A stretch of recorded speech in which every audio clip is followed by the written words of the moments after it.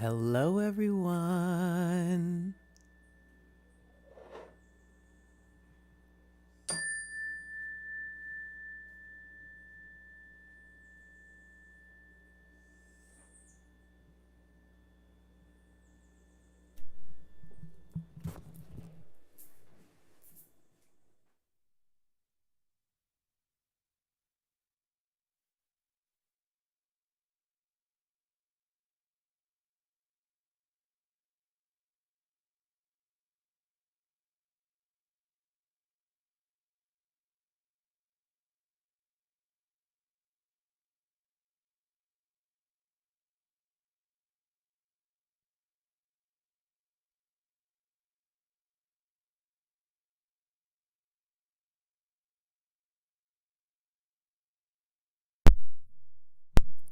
Testing, testing. Check 1, 2. Can you hear me?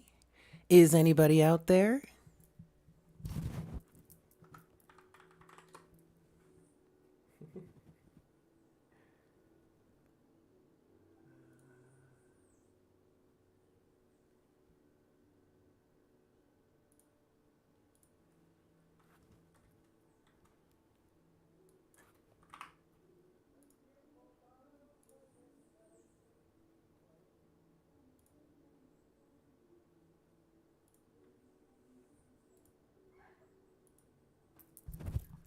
Hello, guys. How is everyone doing? It is so good to see you all on this Saturday. Happy Saturday to you. Oh, wait, no. Yes, the mic is on. Okay. I got scared for a second. I thought I was talking this whole time and the mic wasn't on. But no, you're here. Hi, guys. Happy Saturday to you. How is everybody feeling? How's everybody doing? I'm very excited to be here with you guys today. Welcome to Saturday. It is Saturday, October 30th. It is the day before Halloween. So that means that we are in Halloween weekend. Yes, it is excellent to see you all. I hope you guys are having a good weekend. I know personally, I'm really feeling like staying home this weekend. I don't know about you guys, but that's kind of my thing. But that's okay. So I wanted to come live and talk to you guys about something that I discovered while I was just doing my thing here, looking at the chart and just looking at the energies and interpreting things and thinking about things that I might want to discuss with the collective. And I came up upon this one interesting aspect that we are currently experiencing in the collective. So, ever since August 18th, I believe, of 2021, right after the Lionsgate portal on August 8th. On the Lionsgate portal, we had the Lionsgate portal on August 8th, and then 10 days after that is when this conjunction of Mars and Mercury started, and I'm calling this Mercury conjuncting Mars, not Mars conjuncting Mercury, because Mercury moves faster in the sky than Mars does. And it's actually Mercury's actions and Mercury's active movement and transits that are really creating this aspect with Mars, okay? It's Mercury's natural movement through the sky. So I noticed that this was that we had another conjunction coming up on the 10th of November. And I remember thinking to myself at that moment that this thing about how when you have a transit in the sky, it on average it has 3 contact points. The first point is the beginning of the transit, in which the general theme of the transit and what that could mean for you is brought to your attention.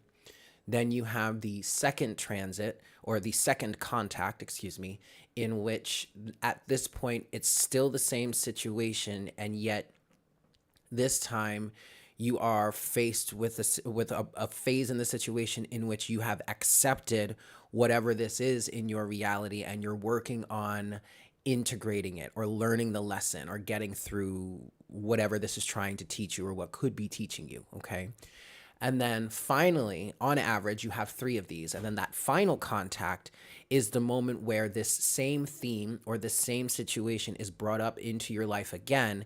But at this point, you will have been working on it sufficiently enough where the situation comes up or whatever, and it doesn't affect you in the way that it had in the beginning, because now not only have you accepted this lesson or this process, but you have now integrated it at this point. And so the response to it is almost automatic, or is almost is second nature, because at this point you have completed the process. And so on November 10th, when we have the next conjunction between Mars and Mercury, that will be the third and final contact point within the whole of this transit. So cool. So last night, or early this morning, I was going through the chart and I was thinking about things, and I realized, or I noticed, that this next conjunction was happening. And it was at that point that I said, let me investigate how this has been affecting, how this has been going on for the extended period of time. Because remember, Mercury just got out of its retrograde motion a few weeks ago. And so remembering that, I was like, wait a second, if Mercury is conjuncting Mars at this point, then that means that Mercury probably conjuncted Mars during its retrograde, which also means that it probably conjuncted Mars earlier before it went retrograde. And there you would have that average of 3 contact points within the fullness of a transit. And so I decided to investigate. But also, on top of all that, what caused me, or what influenced me to investigate more, was the fact that I noticed that on the day of this final conjunction, or this final contact between Mars and Mercury, which is November 10th, on that day, there is actually the exact opposition of, I don't know how, it's not, it's close to exact, but we have, on the day of that final contact, we have also a conjunction between Uranus and Mars. And that is sufficient, or is significant to me. And that's another reason why I felt a strong desire to investigate this transit even deeper. Because as I've been saying here, as I've been mentioning, Uranus is currently in Aries, okay? And so its whole transit right now is through the sign of Aries. And specifically right now, we're dealing with the retrograde motion of Uranus, which for me is a time of reconstruction, yes? And so because of this, and because Uranus is opposing Mars at the time of this next contact and final contact of the transit between Mars and Mercury, I thought this was very significant, because Uranus is in Aries, and Aries is the ruling planet. And Mars is the ruling planet of Aries. So that was big for me. All of that combined was like, whoa, we need to be talking about this with the collective. And so I decided, we'll talk about it with the collective first, and then I decided to go through all 13 signs and specifically talk to each sign briefly about what this could mean. And this would be from the point of view of your rising sign, okay? Because your rising sign sets the tone of your chart. It sets where, what signs are in each house, which further colors the fullness of your chart. So I thought this would be a really cool and interesting thing to do, to speak to the collective about it and go through each sign and see what messages we have for, and how this could be affecting each one of you. Okay. Now, if you want to watch this from your moon and your your moon and your sun sign, you absolutely can do that. Just keep in mind that anything that we discuss in terms of the sign, or the houses and all that stuff, all the astrological details are not going to resonate, or not going to be relevant, as this is from the point of view of the rising sign. Okay. But you are welcome to watch your moon and your sun signs for extra messages in terms of this stuff. Yeah. Cool. Okay. Anyway, and before we move further any further, I want to make sure that you guys can hear me well enough. Before we really get into the meat and potatoes of all of this, I want to make sure. I don't want to open that, but I do want to make sure that you guys can hear me well enough. So just let me know in the chat whether or not we should turn up the volume on the mic, and then we will get started. Yeah.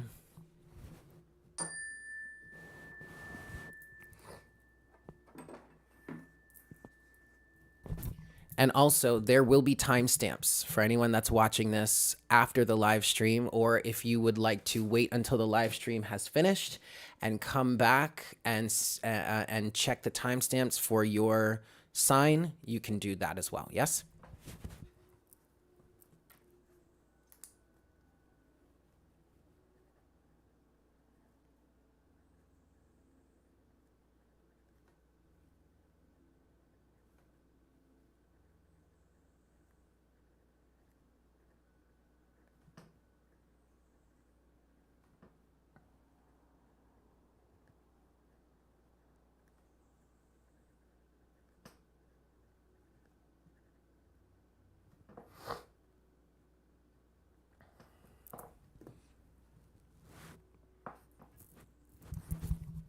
Awesome. Hi, Archangel. Hello, Rachel, Adam, Anisha. Everybody that is here, Sonia, Zambu, you're saying you're living dead. Oh, I'm sorry. Well, let's get some clearing energy for you here, yes? Stella has sent a new bell to the channel here. It's beautiful. And it's the perfect one because it's tuned to the note of A on the scale. And the note A natural, resonates at 432 megahertz, which is a number that is a harmonic resonance with the universe. I'm not sure Stella did that on purpose.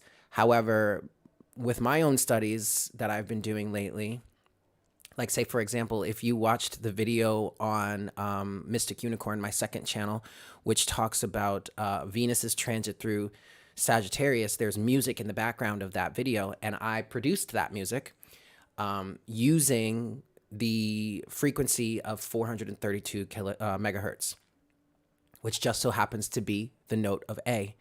And so I thought that was really cool. So I don't know if Stella did this on purpose, but I don't know if she realized it, but this is perfect.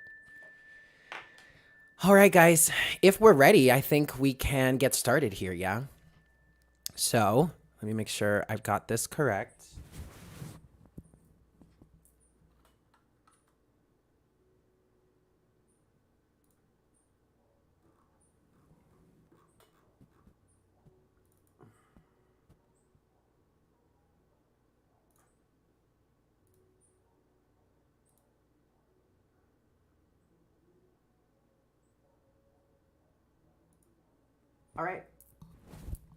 All right, guys. So here we go. Here we have the chart. Okay. And this is for, as you can see, the date here is November 10th of 2021. All right. So this is the day of this conjunction, this final conjunction between Mars and Mercury. Oops, hold on. Let me also pull this up here. Perfect. Take this to 1. All right. So if you look at this chart here, this is around 2 in the afternoon, right? So this is right when I generated this chart. So it was around 2:20 in the afternoon today. And so that's why it set this chart to that time. But the specific time of the day really doesn't matter. This is an overall general thing. Now, if you look here at the top of the chart in the constellations of Virgo, in between the constellations of Virgo and Libra, we have this exact conjunction of Mercury and Mars. And this is happening at 44 degrees Virgo. First of all, there's a 4444 right there. To me, I just heard harmonic resonance. And then if you look at the sun, which is in Libra, which is something that I definitely want to point out in this, but we'll get there in a second. But if you look at the sun, which is in Libra, the sun is at 5 degrees of Libra. And to me, the number 5 is a number of change, right? So this all adds to the energy that I feel is really being brought forward here for the collective, this energy of change. Oh, wait, no, you guys can't see it. Why did we do that? Okay, that's better. Now you can see it. Sorry, guys. I'm having trouble keeping OBS under control. Sometimes it wants to do things. Sometimes it wants to do other things, but we're working on it, yeah? Anyway, but hold on. Okay, no, you can see it now. So this is the chart. So like I said, you have the conjunction between Mercury and Mars here at 44 degrees of Virgo, the very end of Virgo, okay? And if you guys remember, I've been talking about this whole time about how all of this Virgo energy, especially the stellium we've had in Virgo over this last few months between the Sun, Mars, and Mercury, it's all been in support of this self-reconfiguring or reconstruction process that Uranus over in Aries here is facilitating. Okay, Uranus is a planet of expansion. It's also a planet of liberation, freedom. Uranus works to liberate you from some of the restraints and the restrictions that Saturn has you held within. All right, and so because of this, and because of Uranus's movement through Aries, which is the sign of the self, there is a lot of reconstruction of your sense of self, of your personal identity, of how you show up in the world. And maybe for some of us here, how you work, okay? How the action that you take, the things that you work for, what you do for your work, for your career, for your job, for your living, that may very well be under the focus for you, have been at least under the focus for you for this time, okay? So, oh, Archangel, thank you so very much for that $4.99. But you guys can see the chart now. Yeah, okay, awesome. All right, so back to the chart here. So now this is November 10th of 2021. Okay, so this is coming, right? Oh, also, I want to mention I just mentioned this now. Keeping up with the numbers here. So 44, Mars and Mercury are conjunct at 44 degrees of Virgo. Okay. Angel number 4444, right? We have the sun at 5 degrees, which 5 is a number of change. We also have Uranus, and Uranus is at 10 degrees of Aries at this final conjunction. And that to me is a completion, right? Tens, you have the 9, which is the ending. The 10 is the completion. And I feel like this all adds up to this being the completion of whatever this transit has meant for you, other than the fact that it's the final contact of it. And this is where we will be released from this cycle, for better or for worse. It depends on how this has translated for you. Okay. So now with that said, I want to go back. And look at what was happening, or where this all was at the moment that the transit kicked off. And in order to do that, we're going to go back to August. All right. Oops, there we go. So this is August 14th. But if we fast forward a few days, if you can see down here at the bottom of the chart, we have Mercury and Mars right here. They're about to go conjunct. And as you see here, if we animate this chart, we go 1, 2, 3, 4 days in the future, 5 days in the future. August 19th of 2021 is when this conjunction between Mars and Mercury, this transit here, this is when it kicked off. And as you can see, this was in the constellation of Leo, which is your sense of self-expression, your creativity, your vibrancy. It's the house of your inner child and or your children. And with a conjunction between, I mean, it's not in the official house, but Leo rules the 5th house, which is the house of children, your children, maybe even your inner child, okay? So, and with a conjunction between Mars and Mercury, what I'm feeling like for the collective is this has meant a change in your action, a change in your drive, a change in your what it is you work towards, how it is you identify, especially with this being between Mars and Mercury, but also in Leo, your sense of self, your ego self, okay? And your ego is already in the forefront or in focus here because we're talking about Mars.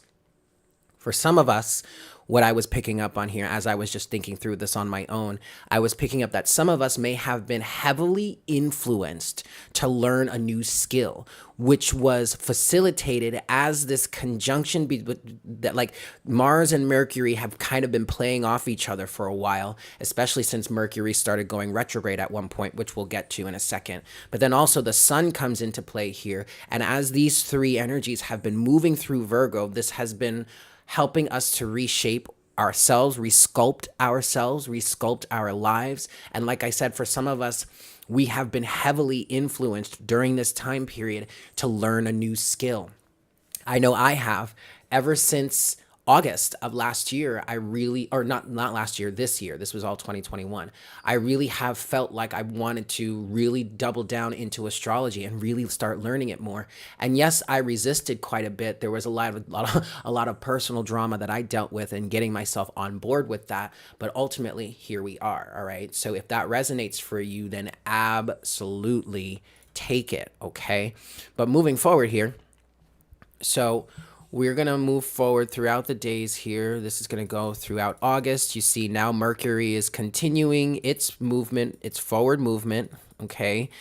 We have, if you can see down at the bottom here, we have the sun and Mars starting to conjunct each other. And any sort of transit with the sun or anything really isn't so much of a big deal because the sun moves around the zodiac all year. So it transits everything. So, okay, this is not so much of a big deal, right? This happens all the time, at least at one point throughout the year between the sun and Mars. But whatever was seemingly kicked off for you when this transit happened, and again, and keep in mind at the end, or towards the end of this, we're going to get into what this means for all 12 of the signs. Okay, we're going to do a brief overview of that for all of you, but this is just the general collective discussion about it. First off, preliminarily, all right. So as the sun approached Mars here, and they began to conjunct, as you can see, Mercury. Right. This is by September 26th. Mercury on the 27th starts its retrograde motion. Okay. And so now, so at first, what started as a situation between your intellect, we'll say, your form of communication, your ego, your drive, your action, your single pointed focus energies, when those two were activated, right? So that there was a situation or a circumstance that could have started for you that brought some sort of weakness or brought some sort of need for change or an opportunity for change or expansion or growth on a deep soul level, on a personal level, on a personal identity level, that energy was kicked off for you, right? But now Mercury is stationing retrograde by the 26th of September and is about to hit its second contact with Mars. But at the same time, Mars is now conjuncting with the sun, which, like I said, is annual, but this is just adding an extra boost to all of this personal self energy. All right. And then let's see, this is on,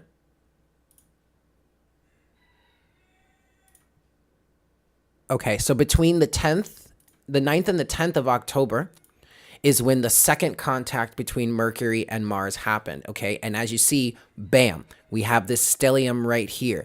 So at this point, around October 10th, is when I feel like for us in the collective that are resonating with this, at least, I feel like this was that point where our soul really started to get on board with this big change, with this new intellect, with this transformation, this reconstruction of your processes, of your routines, of your health regimen, of learning a new skill, of how to be of greater service to the collective or maybe your family, if any of these things resonate for you here.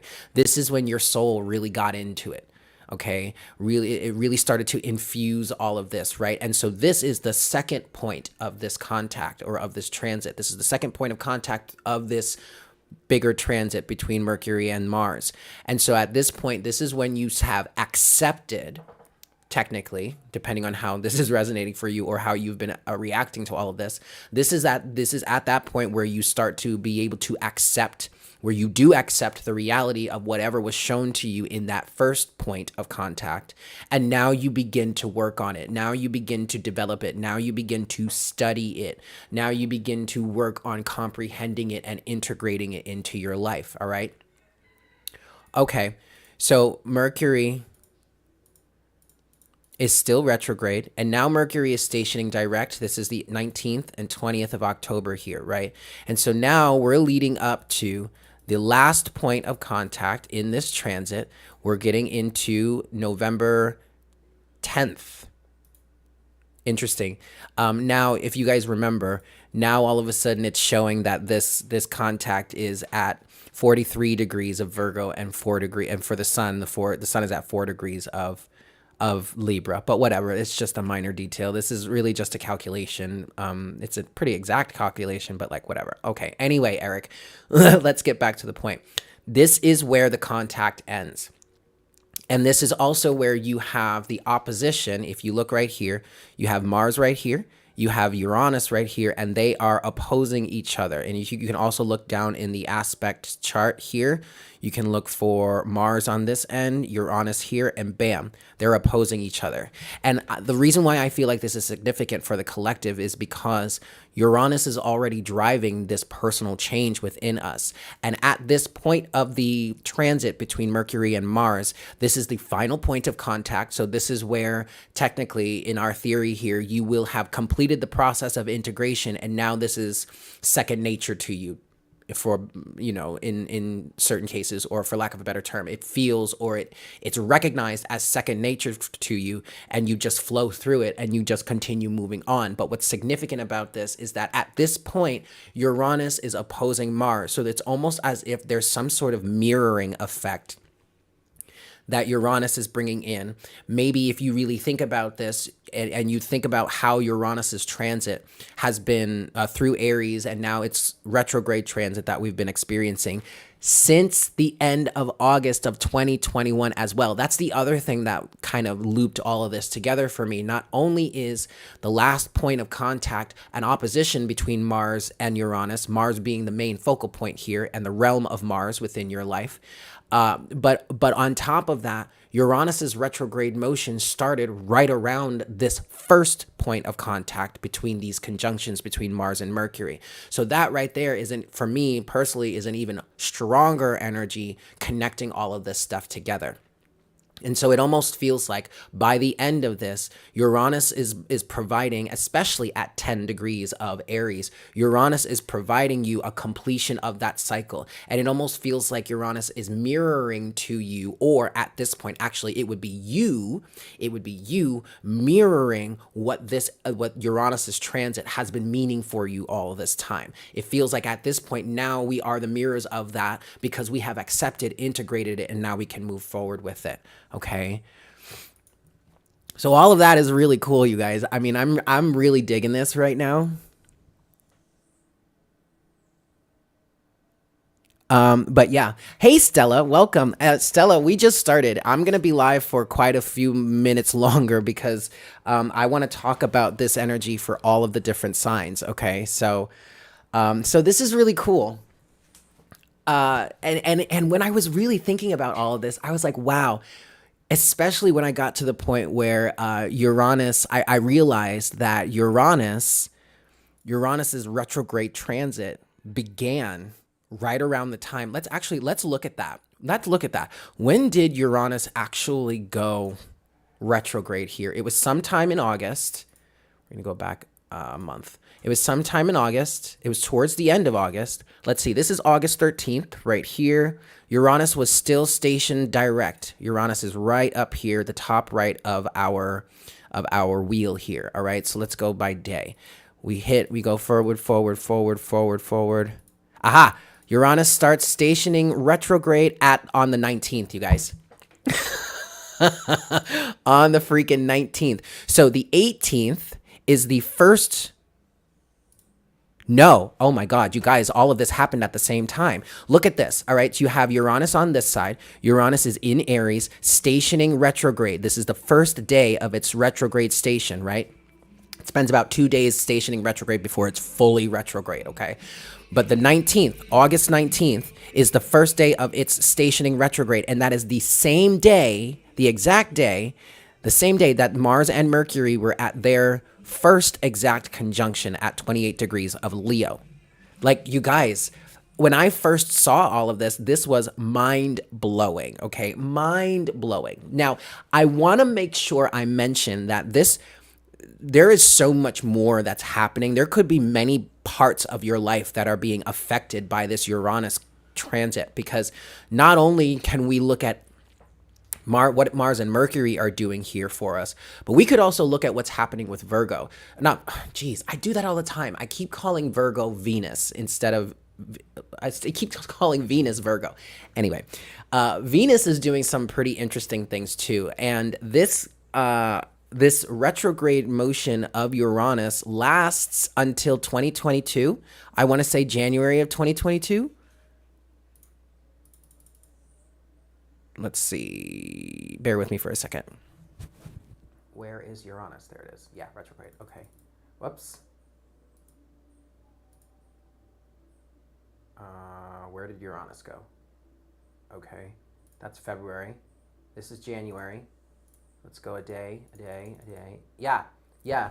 Until late January. All right. So this could have an effect on, what Venus may be doing for us. I think this may be setting us up for what Venus is doing for us, because Venus has a pretty intense transit as she's moving through Sagittarius. She has a transit with Pluto.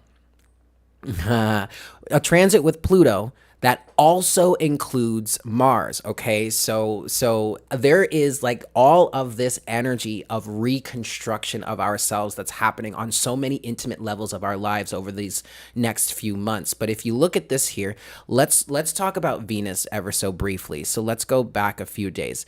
We're going back to...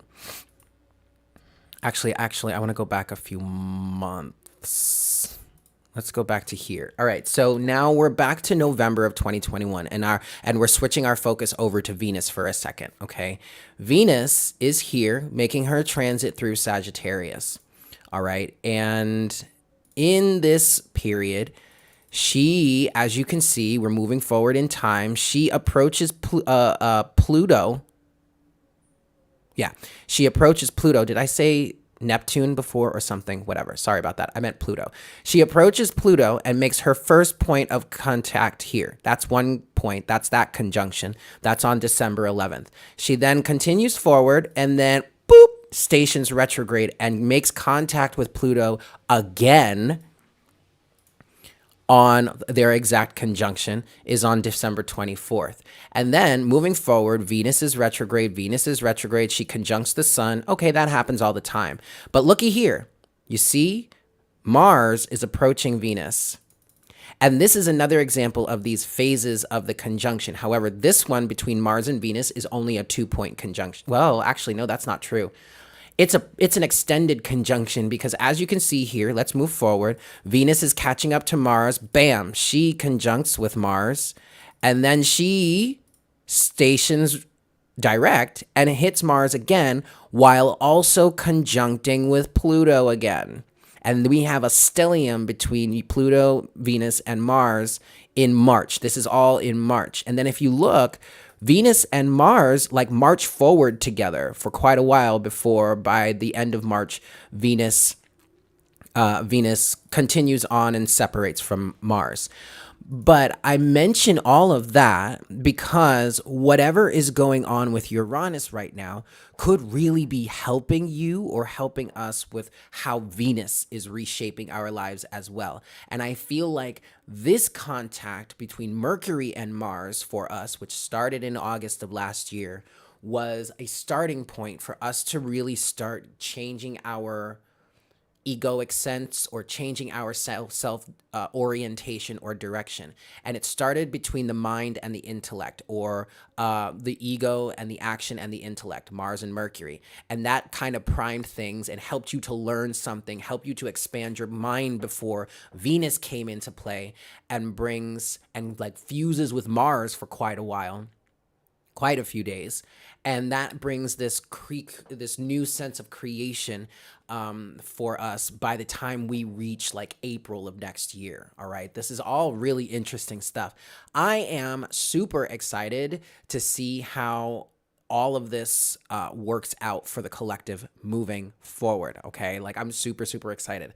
But next, what I want to do is I want to get into breaking this down for each sign. All right, we're going to look at each sign, and we're going to look at this from the point of view of your rising sign. Okay, so if you don't know your rising sign, don't worry about it. You can still watch this from the point of view of your sun and moon, although it's not going to be as accurate. If you don't have an exact time for your rising sign, you could go with whatever you feel is closest, whatever resonates with you the most, and you can look at it from that point of view. Yes? Okay. I'm going to take a break for a second. I'll be back in like 2 minutes. I actually want to grab a beer, if you guys don't mind, because this is really supposed to be just a real chill moment. I don't want to make it too serious. I just want to chill with you guys, have a beer, talk about this stuff, and see what's going on. Yeah? So I will be right back in just a moment.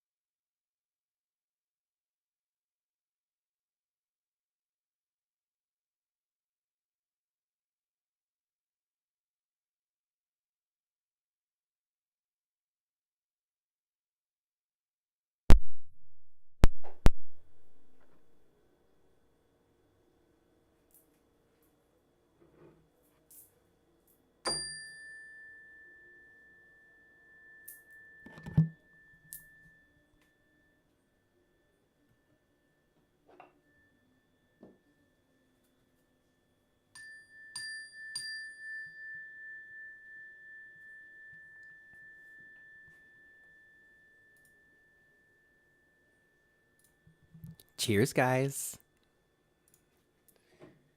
Oh, boop.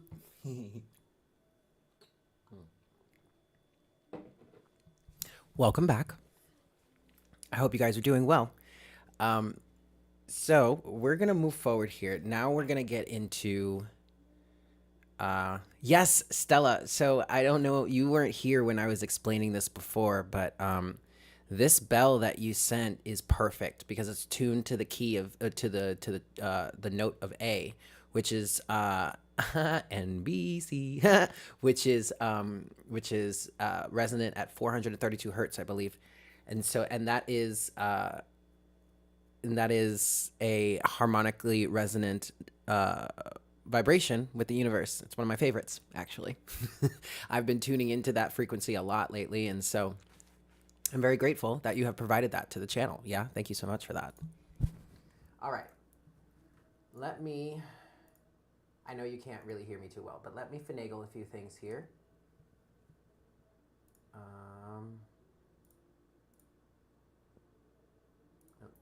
Let's get rid of that. We can get rid of that. And we can do this. We want this as of we're gonna start at the 10th of November, which is, and let's do 12 noon. So we're going to start looking at this from the 10th of November, which is the day of the final conjunction between Mercury and Mars, okay? And we're going to go through this for each sign. So keep in mind, guys, this is from the point of view of your rising sign. But actually, for these purposes, I think it would be best if we were to start at the beginning of the conjunction. So let me pull that up. Yes, we got to do it this way. Let me pull that up real quick. So we're going all the way back to August and a few days. Boop, 19th. Oh, shoot. I have to do it this way also. Bear with me, guys. Bear with me. Yeah, that's what we want. Okay. All right. So we're going to go back to about the 18th here, right? So keep in mind that this is from the point of view of your... Oh, well. Hold on, guys. Oh, this is funny. This is funny. Not that one. This one.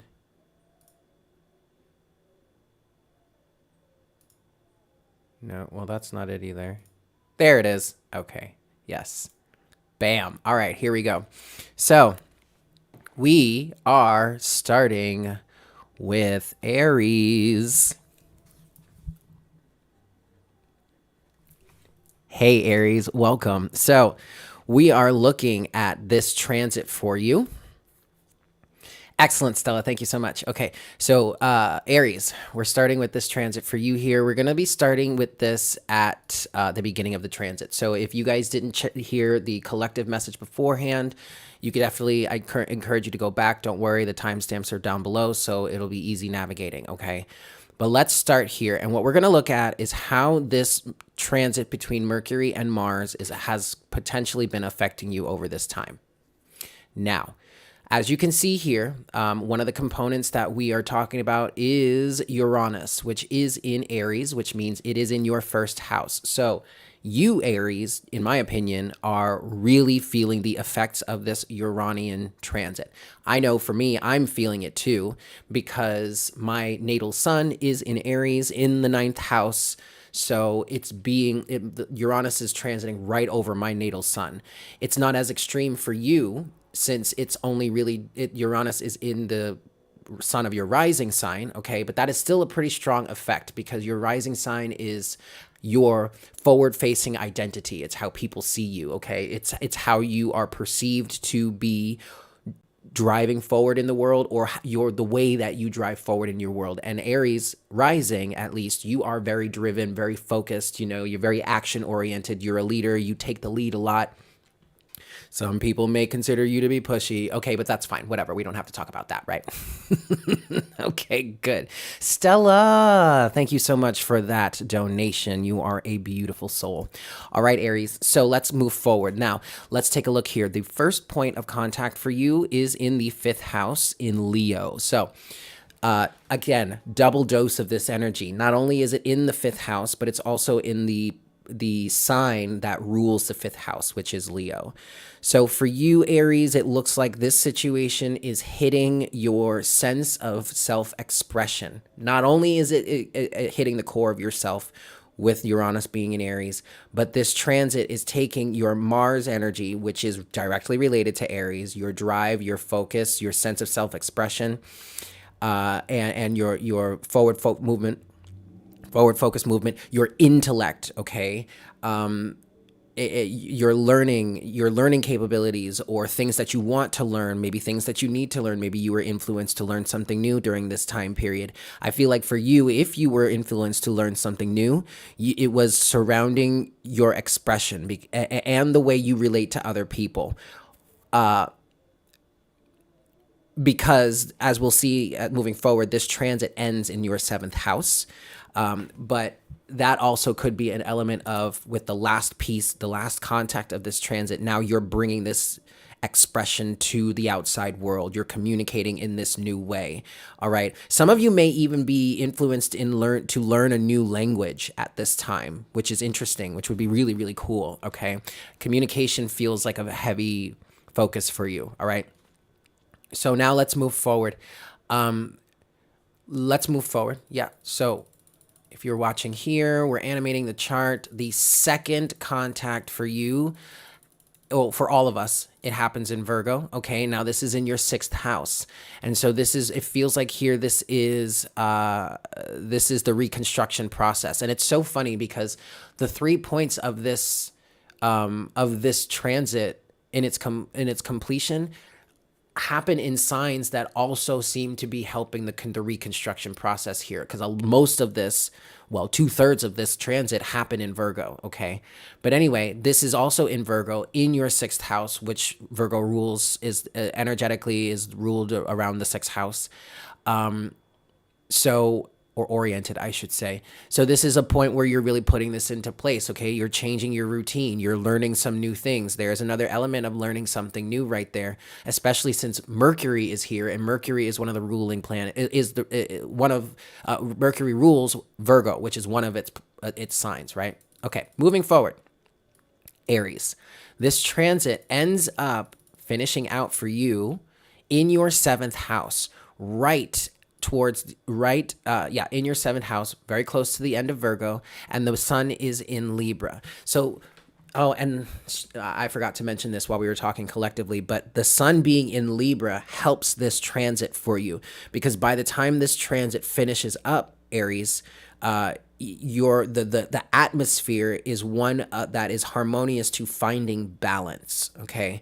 So at this point, this really could be a moment for all of us, because the sun, Mercury, and Mars will be in the same constellations anyway, the same signs anyway, but it just applies to the separate parts of your life. But Aries, for you, this is where your sense of communication, your drive, your perception of the people around you, and also your actions towards, actions with the people around you it changes, or is under refinement, is what I just heard.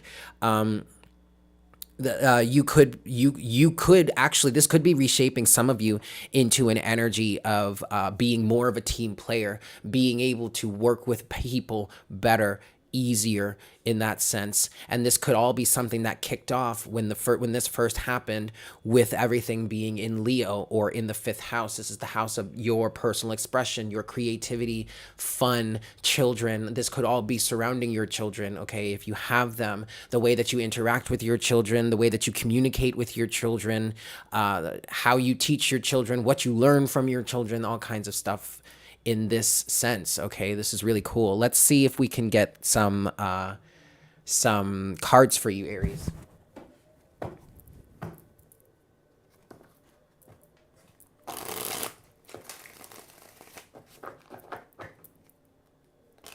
Yeah, I really feel, Aries, that your personal Your sense of personal self-expression has really been in focus here. Last shuffle. How do I approach the world? I'm hearing, how do I approach the world? I'm seeing you stepping back and saying, is this really who I am? Is this really how I want to be perceived? Is this really how I want to be expressing myself this way? Do I need to express myself in a different way? You know, in a way that may be more effective, may be more inclusive for the people around you. One more shuffle for Aries. What messages do we have for Aries for this Mars-Mercury conjunction? What messages do we have for Aries for this Mars-Mercury conjunction?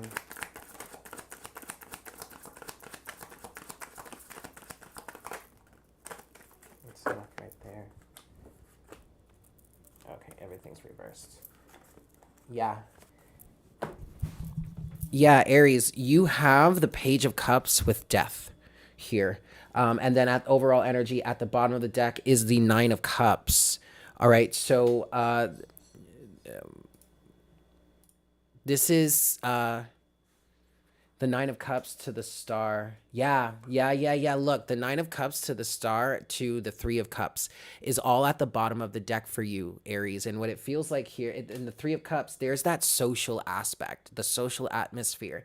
It's almost as if someone is coming back to the collective or coming back to the group, refreshed, refurbished, renewed, being able to interact in a more effective way, being able to communicate much clearer. This also is translating into, for some people out here, maybe you were influenced to learn a new language so that you could interact with people in a different way, in a better way. You have the Page of Cups with Death. These are the two cards that came out for you here. This is definitely a transformation. The Page of Cups feels like a love offering to a certain extent. Can you clarify the Page of Cups? What's the Page of Cups for Aries? Yes. Yes. You have the Ace of Swords here, clarifying the Page of Cups, Aries. So there's a new form of communication, a new form of intellect. But it feels like this is coming forward compassionately. I feel like what you've really been learning, or what you've had the potential to learn over this time, is how to be more compassionate in your communication, in your expression. Maybe even how to think of others a little bit more. Again, there was an energy of being able to be a team player. With the Nine of Pentacles at the bottom of the deck now, also, I'm hearing it's setting you up for greater success. There's some sort of victory here, Aries, that this brings you. Some sort of recognition that this brings you during this time. The ability, the availability of the intellect or the whatever to communicate better, to communicate more, and it's coming across in a very compassionate way. I just keep getting this feeling, Aries, of, and maybe this is just a general scenario, like this doesn't have to be exactly how it resonates for you. Take it as it resonates, you know. Let's say it's hypothetically, but in our hypothetical here, I feel like somebody is learning a new language in order to be able to communicate effectively or express themselves more for the people that they love, or for some people that they respect, or something like that. That's the kind of energy here that I'm feeling for you, okay, for this transit. I hope that was helpful for you, Aries. That's really beautiful. That is really, really beautiful. Hi, beautiful awakened soul. Yeah. Awesome, Aries. So we're going to move forward. We're going to talk to Taurus next, yes?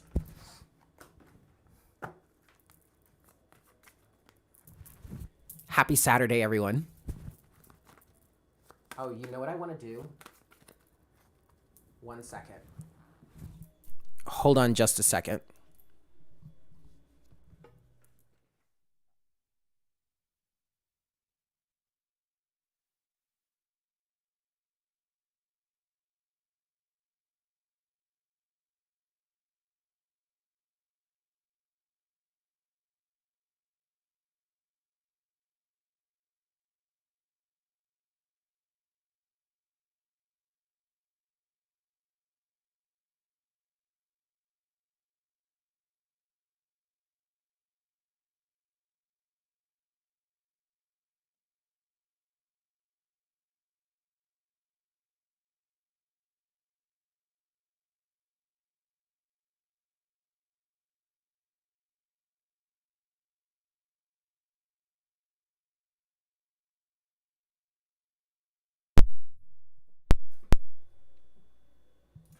Sorry, guys. I decided that I wanted to get a glass for my beer.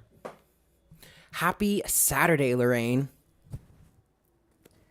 Alrighty. Let's mosey on ahead here. Mosey on ahead. All right, but we're gonna go back, oops, to August. Doop, doop, doop. Doop. Uh-huh. All right, cool.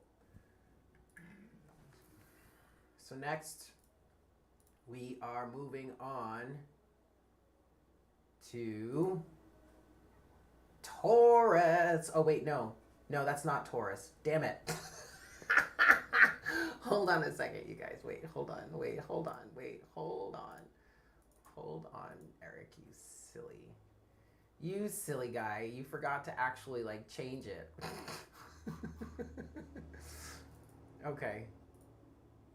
All right. All right. Now we have Taurus. Woo! Okay. All right.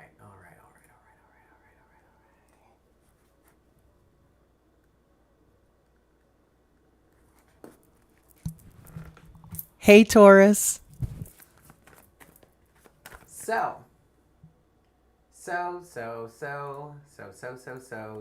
Taurus. What's going on for you? Well, just like everybody else, this transit starts off for you in Leo. But for you, this is in your 4th house, Taurus. So this could be hitting your sense of self directly in terms of the fact that this could be changing the way you nurture yourself, your sense of nurturance. With this being in the constellation of Leo, that does relate to the 5th house. You do have Venus in your 5th house during this time. Now, let me backtrack a little bit. What you're looking at on your screen right now, Taurus, is your chart, the chart for your rising sign. You know, within general terms, of course, things would look very different if we were talking to you specifically, okay? But this is just the general overall collective chart here.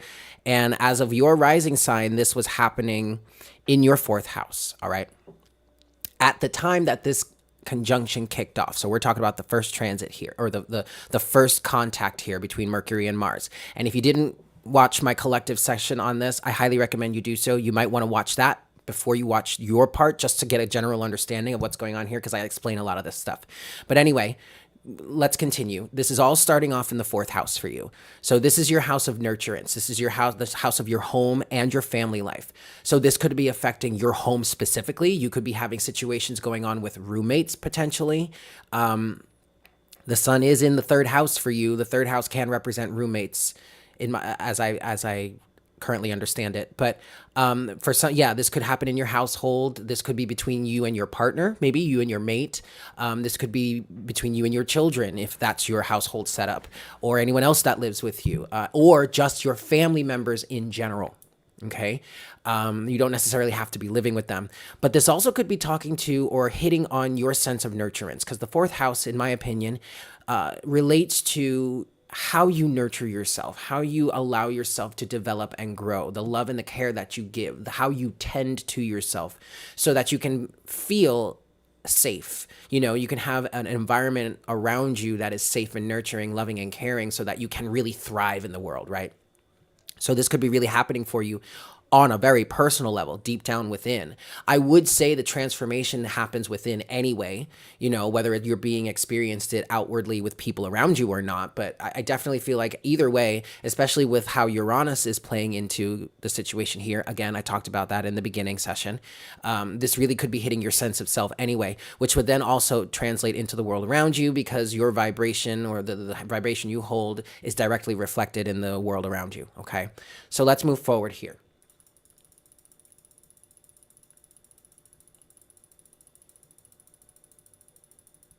All right, so second part of the transit happens here in your 5th house, okay? So this is hitting your self-expression. This is hitting your creativity, your children, maybe. All right. But this is that point where this starts to be integrated into your life somehow. This is around October 9th. The first part of this was around August 18th, around August 18th or 19th, something like that. No, the 18th. Okay. And so now at this point on the 9th is when this situation could have come up again for you, but this time you're accepting it, you're integrating it, you're healing it, working through it, okay? And then finally, we get to the end point of this contact, and that happens for you in your 8th, looks like. No. Wait a second. I went too far. Oh, goodness.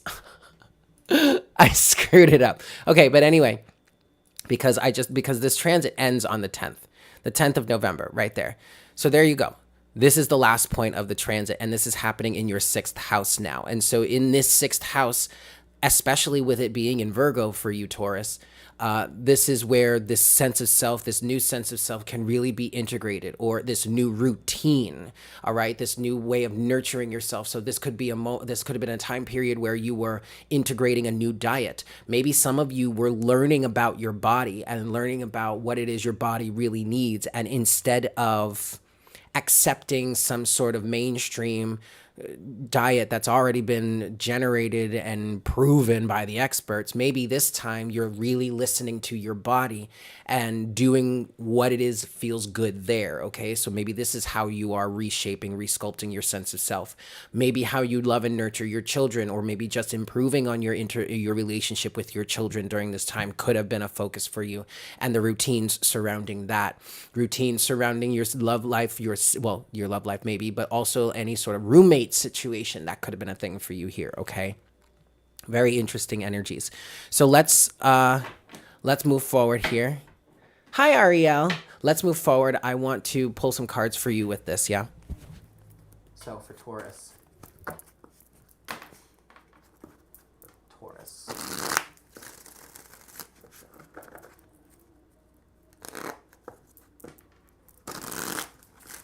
All right. So what energies do we have for Taurus during this time? Star in reverse. The Knight of Swords.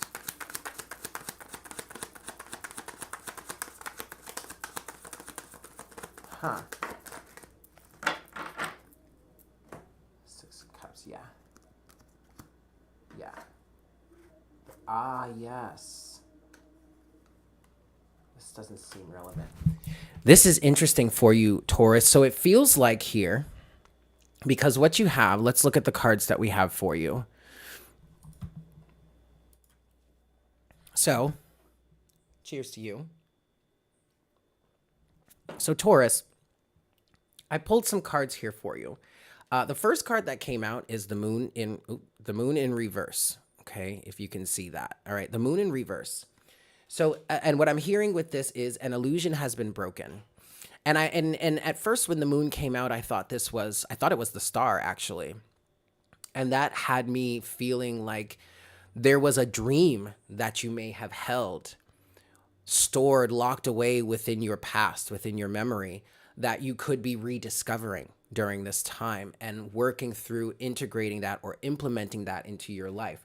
The moon in reverse, I feel like there was a sudden realization or a sudden uncovering, Taurus, of how you may have been blinded to this, how you may have blocked it out. And this could be a situation, of course, hypothetically speaking, but what I'm feeling here, Taurus, is that this could be in a situation in which you rediscovered a dream you once had long, long ago, and you forgot you even had it there. It was stored, tucked away, it was buried somewhere. And that kicked you into gear, though. Knight of Swords. There was like hefty action I'm hearing. Okay? But this is leading you to now before I go any further, let me tell you that overall energy at the bottom of the deck is the 6 of Cups to the World, to the Ace of Swords, and then you also have the 6 of Wands at the bottom of the deck underneath this. Something from the past is reaching completion here, Taurus. And this also, yeah, you definitely could have been influenced to learn a new skill, or maybe hone a new skill, work on, and maybe it's not a new skill. Maybe this is the rediscovery of some sort of passion or skill or something you wanted to express or study. You may have been influenced throughout the time of this transit to pick that back up. Okay. Now there was, and what this was creating for you here, this was creating a choice, a moment where you had to make a choice. Because you have the Two of Wands with the Five of Pentacles here.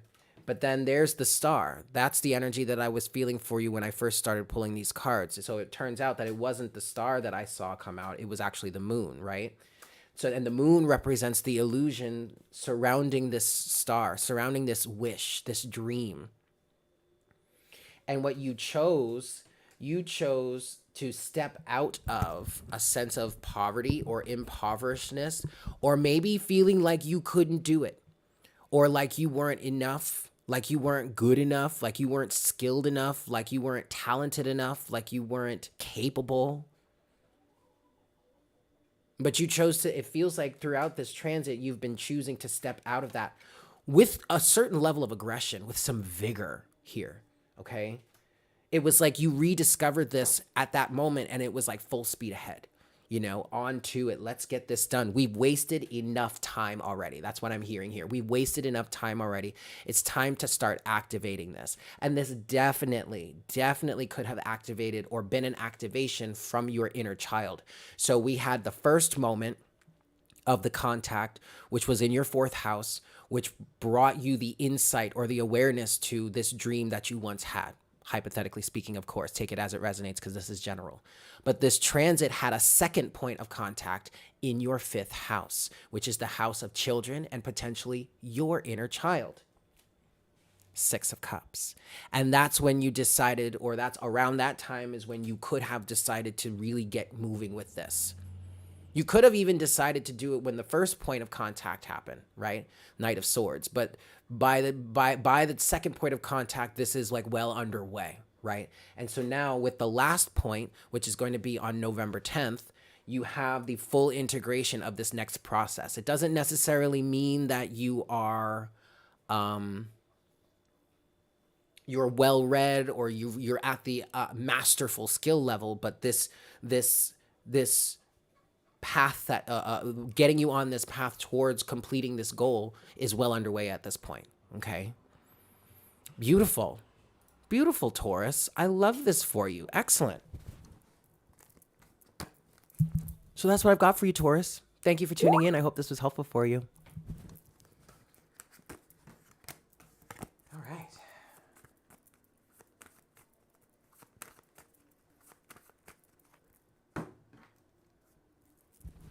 Next is Gemini.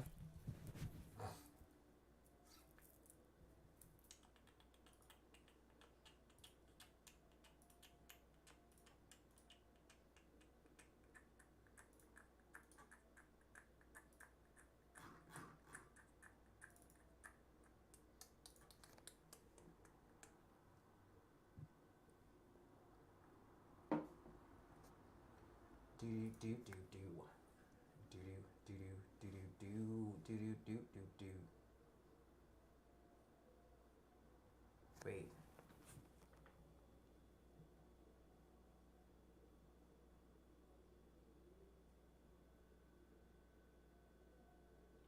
Ah, yes.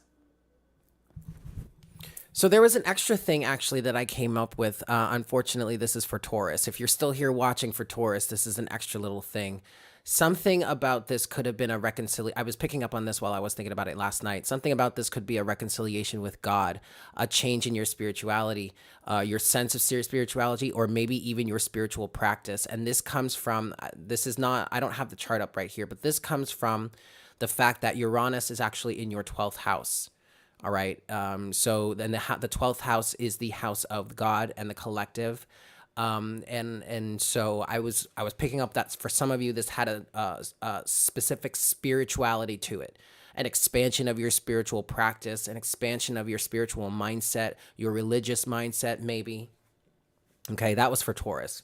Sorry, guys. I totally just remembered that. And it's so funny because yesterday, while I was looking into all of this, initially, that hit me, and I was like, oh gosh, I really hope I remember to tell Taurus that. But I didn't. I forgot. Oh well. Oh well, oh well, oh well. Oh well, oh well.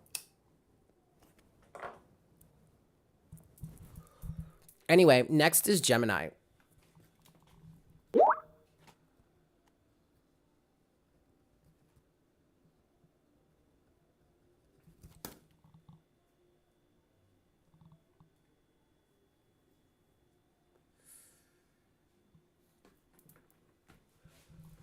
What's up, Gemini? We're going to get into this transit for you. So keep in mind, I did have a collective message about it in the very beginning. If you haven't watched that yet, check the timestamps down below and maybe watch that first because it gives you a lot of background as to what could be going on here before we get into this for you specifically. Yes? Now, this is from the point of view of Gemini rising, okay? That's going to be the most accurate for you. But ultimately, if you're watching your sun and your moon sign as well, that can help you get some accurate information too, okay? So, Gemini, let's get into this for you. Here we go. Gemini rising. What have we got here? Well, for you, Gemini, this transit is kicking off in your 5th house. So this is your house of personal self-expression. You have, I'm sorry, no, this is the ending. So actually for you, Gemini, this is kicking off, this transit kicks off in your 3rd house, okay? What you're looking at on the chart right now is the end of the transit. So this is November 10th, the very last point of contact. And this transit kicks off for you in the 3rd house in Leo, like for everybody else. So the sign really isn't so important. Here we want to talk about the house, which is the realm of your life, the aspect of your life that could be affected by this, okay? So what's your 3rd house? Your 3rd house is the house of communication. Now, there's a whole, yes. Okay. Anyway, sorry, Gemini.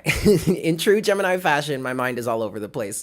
I'm definitely connected to your energy right now, but all of this starts off in your 3rd house. So this could be affecting your communication, especially since Mercury is the ruler of the 3rd house. So Mercury really could have come in strongly for you in terms of, or in the realm of your communication, your commerce, your learning, okay? A big general theme for the whole collective during this transit has been potentially learning something new. And in essence, you can say that everybody's learning something new here because by the end of this transit, we have the completion of the process of what we have learned over this process, and then we're putting it into action. But anyway, this could have been a big business change for you, a big change in how it is that you express yourself in business, the type of business that you do, okay, what you do for your livelihood, right? This also could have something to do with your siblings in the 3rd house. There could have been a miscommunication with your siblings. There could have been an ongoing miscommunication with siblings that may have resurfaced around the 18th of August of 2021, which is when this transit kicked off at first. And there could have been something surrounding that, or anything else that is 3rd house related that could have resurfaced in your life. And as you have been going through the process of this transit, you have been reconstructing maybe the way that you see this situation, maybe the way that you identify in this situation, maybe even the way you communicate about this situation, because by the time we reach the end of this transit here, you could be expressing yourself in a very different manner, okay? Now, the other aspect to look at here is where Uranus is. And Uranus is in the 11th house for you, which is the house of ruled by Aquarius. It's often the house that is spoken of or described as your house of your wishes, maybe even wishes of the collective. The 11th house can also be a house of therapy or therapists in terms of the fact that this involves individuals that come in as third parties who are completely unemotional that are able to gain a third party view for you in order to bring you a different perspective or a change in perspective for you. And especially with Uranus being associated with Aquarian energy, the realm of Aquarius, which is innovation, revolution, doing things on behalf of the well-being or the highest good for all beings involved from a very unemotional manner. That was a really big theme for you throughout this transit, Gemini. So Gemini rising. So you could, there could have been an extra perspective that came in for you here that maybe took some of the emotion out of these situations and allowed you to get more of a third party view than you've had in the past in order to change. I'm hearing delegation. I just heard delegation for you. So there may be may have been a reconstitution of your energy or the energies that are given to certain situations in your life. And that could absolutely represent the type of energy that you put into a certain situation that you had with another person. Whereas if at one point you felt a lot of contempt in the situation, and anytime you thought of it or anytime you spoke of the situation, you just more and more of this contempt was just spilled out and poured into the vortex of this situationship, right? But as time has gone on with all of this 11th house Uranian Aquarian focus, you may have been able to emotionally separate from the situation and change the way you feel about it. So now by the time you come out of this transit, you're pouring a very different emotion into it that may be, hopefully, maybe more beneficial or positive, okay?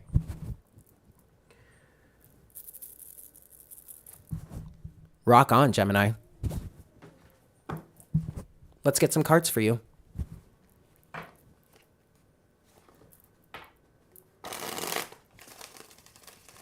on, Gemini risings for my Geminis. One last shuffle for you, Gemini. All right, so what do we have for Gemini here? The Star, Aquarian energy, the Three of Pentacles, yes. Yes. The Five, yes. For Gemini here, the Magician, okay.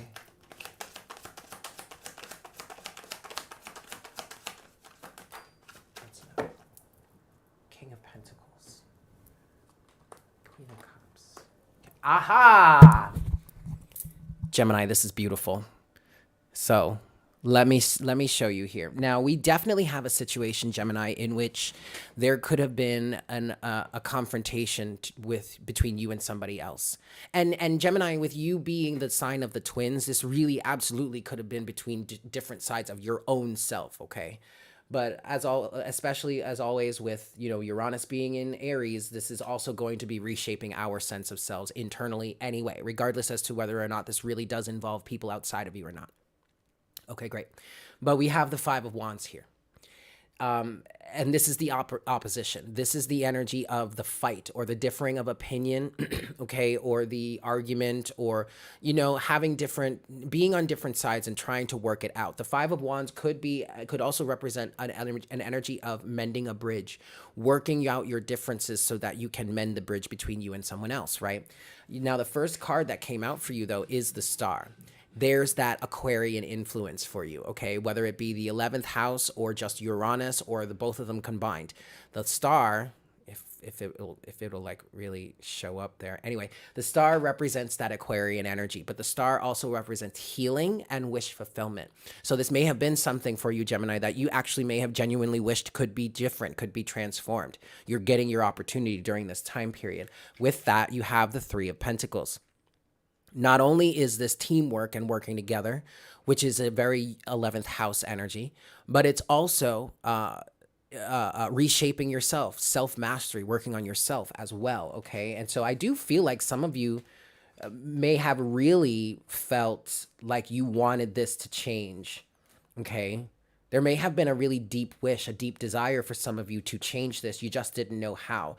This transit seems to be helping you through that.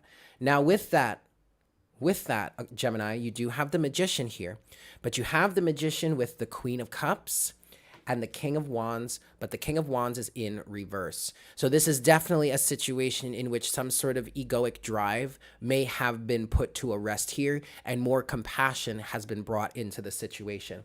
Finally, our overall energy at the bottom of the deck is the King of Pentacles to the Two of Wands to the Queen of Swords. So someone here was taking their sense of self. I feel like the King of Pentacles here is representing overall energy of someone really showing up as they are, but showing up in an energy of being able to, or being willing to, reconstruct themselves. Okay. And then the two of Wands to the Queen of Swords is an energy of making a clear and cut decision. And this is a very beneficial decision. I feel like the Queen of Swords energy is a very decisive energy, telling you what it is you need to really just let go of, to cut away from, in order to help bring balance to this situation. Also, keep in mind, Gemini, that at the very end of this transit here, let me get you back to the screen, but at the very end of this transit, you have the Sun in Libra, which, as I said in the collective session, in the beginning of this video, brings an element of a level playing field, balance within your soul. It brings in an energy of a natural air of compromise, okay? Being able to balance the scales and all that stuff. So this is really beneficial. This is really good for you, Gemini. That's what I've got for you. Thank you for tuning in. I hope this was helpful for you. Yeah?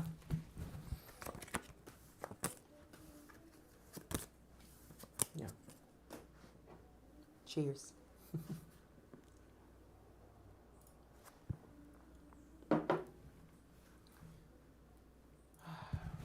Alrighty, y'all. We're going to move on. We're going to mosey on ahead, and we're going to get to Cancer next. Yes?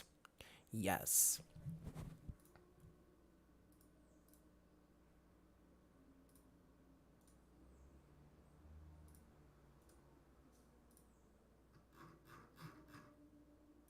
Nope. Wrong.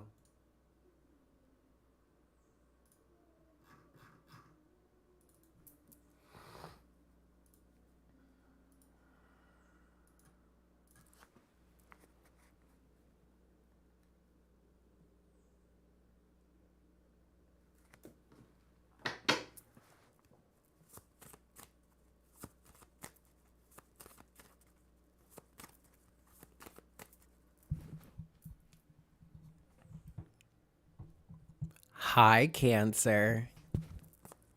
Oh, and Stella, I don't really have much of a wish list right now, but maybe we can adjust that later. But anyway, let's talk to Cancer. Hi, Cancer. All right, Cancer.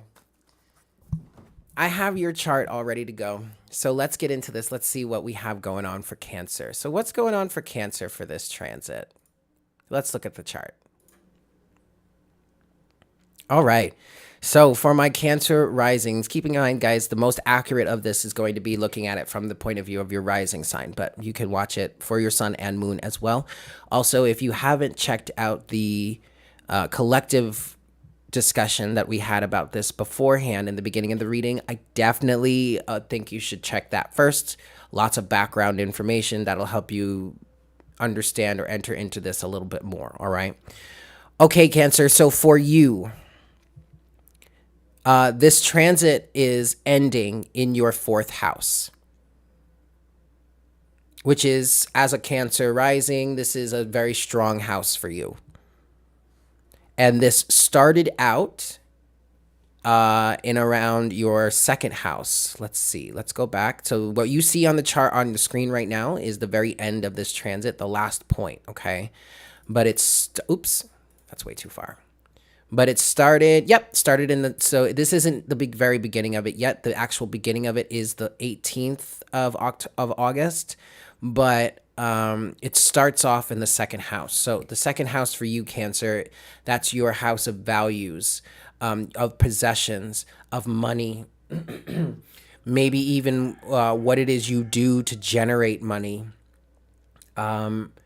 So for you here, this could have been, yeah, absolutely. This definitely could have been a reconstruction of either how you make money, your relationship to money, or your values, your possessions.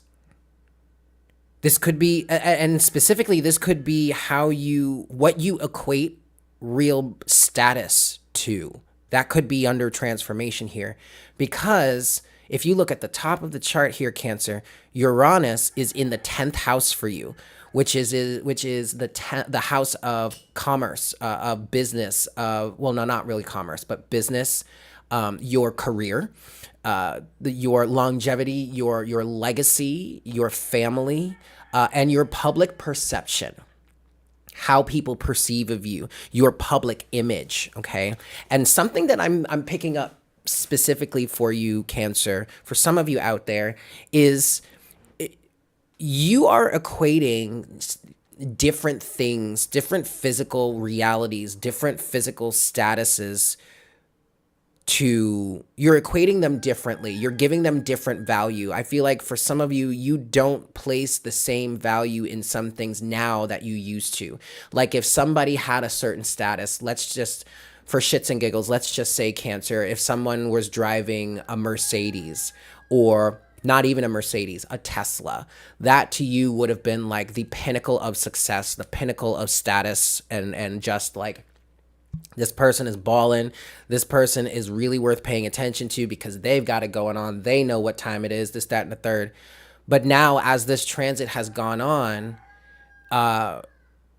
that perception has changed. So you don't look at the person that has the Tesla as really having it all anymore, or knowing what it is, what life truly means.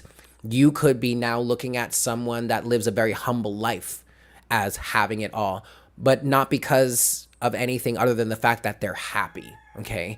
That's a very general and very utopian and optimistic point of view, but that's what we could be talking about here. Now, something that I do want to look at, and I didn't do this for the other signs, and I really should have been, but it's hitting me now, so let's talk about it.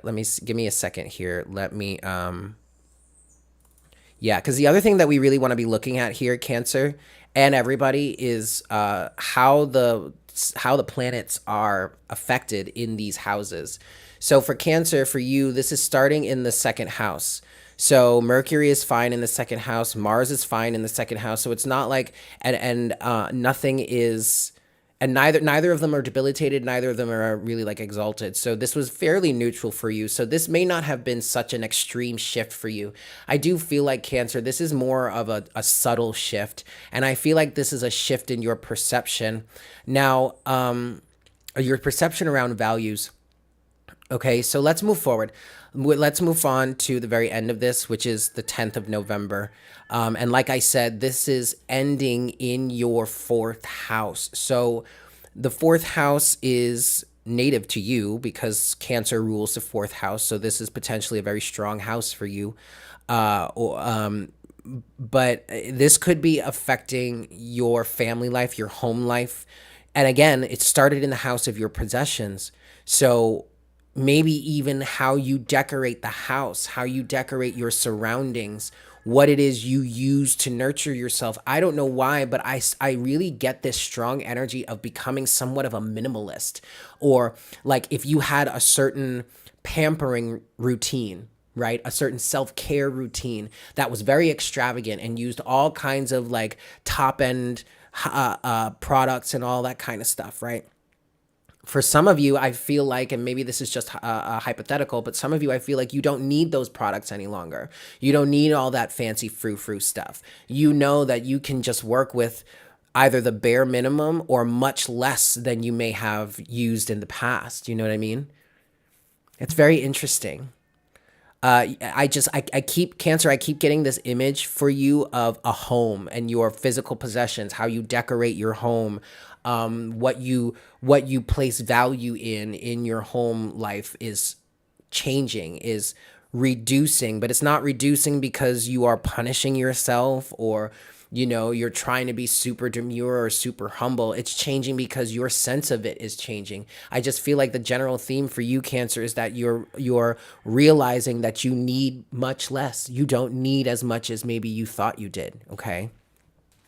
Beautiful, Cancer. Let's get some cards and see what we've got for you. Cancer. Cancer.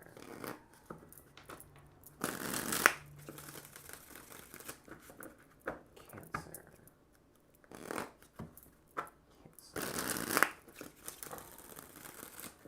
All right. What do we got for Cancer here? For this transit.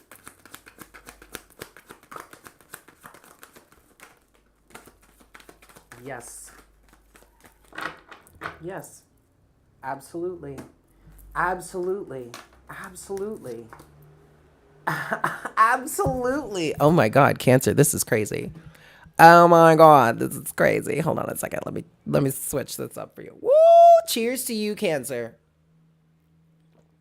Because we definitely have a level of personal renaissance here for you, Cancer. Like, not even gonna lie, 100%. Let's get into this here. First two cards that came out for you are the Ten of Cups and the Page of Cups. All right. And there's one last card that came out, and it came out face down, and it is the Three of Cups in reverse. Okay. So the Three of Cups for you, Cancer, is representing a sense of collective energy or hive mind energy. All right. I really feel like with the Three of Cups in reverse here, Cancer, you are no longer going with the crowd. All right. You are no longer buzzing with the bees of the hive. You stand on your own. Okay. Your overall energy for this, Cancer, is the Queen of Wands. Wow. The Queen of Wands and the Fool. Okay. Your whole vibe has changed. Okay. What you align with, what you find satisfaction with, what you find comfort in has completely changed. Your alignment has changed, and you're no longer running with the flock. Three of Cups in reverse. What brings you personal fulfillment and happiness and emotional stability and emotional foundation, Ten of Cups, is completely new. Page of Cups. Okay. A brand new energy, a brand new feeling, brand new perspective on things. I want to look at this Page of Cups a little bit for you. What's the Page of Cups for Cancer? Anything on the Page of Cups? I love it, you guys. It's the Devil in reverse. Toxic attachments, toxic ties, consumerism, like extreme consumerism, extreme materialism. You are rejecting this. And you're building yourself a new reality. You feel differently about it. There you are, Cancer, Queen of Cups. And there is the change in your feelings. Cancer, this is beautiful. That's what I got for you, Cancer. I mean, that was awesome. If there weren't confirmation. Oh, well, okay. One last, just because I'm kind of nosy, and I know you guys are kind of like probably kind of want to hear the drama if there is drama, but I want to clarify this Three of Cups in reverse for you. Even though the Devil has already come out here, I still want to clarify this Three of Cups. What's the Three of Cups for Cancer? First of all, that's flipped over. Okay, anyway. What's the Three of Cups for Cancer? Three of Cups in reverse for Cancer, please. What's the Three of Cups in reverse for Cancer? Yeah. Yeah, overall energy, Cancer. Overall energy, clarifying the Three of Cups for you is the Page of Swords to the Five of Wands. Also to Strength. So I feel like you definitely learned something here. You figured something out. You got to the bottom of something.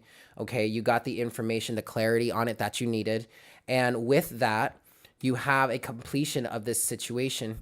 This was, whatever this was for you, how you trying to keep up with the Joneses, I guess we should say, was really super burdensome for you. But Ten of Wands, but that's coming to completion, the Ten of Pentacles, and you have that with the Sun, because you realize something different. You see something differently. Your eyes have been opened to a new way of approaching things, new way of being, a new way of learning. Okay. That's beautiful, Cancer. That's what I've got for you. Thank you so much for tuning in. I hope this was helpful for you guys. Yes. Excellent. Hey, make sure to smash that like button for me. Yeah. If you haven't done so already and you are enjoying this live session, please smash the like button. And if you're new here, consider subscribing. All right. We're going to move forward. We're going to move forward on to Leo. Cheers.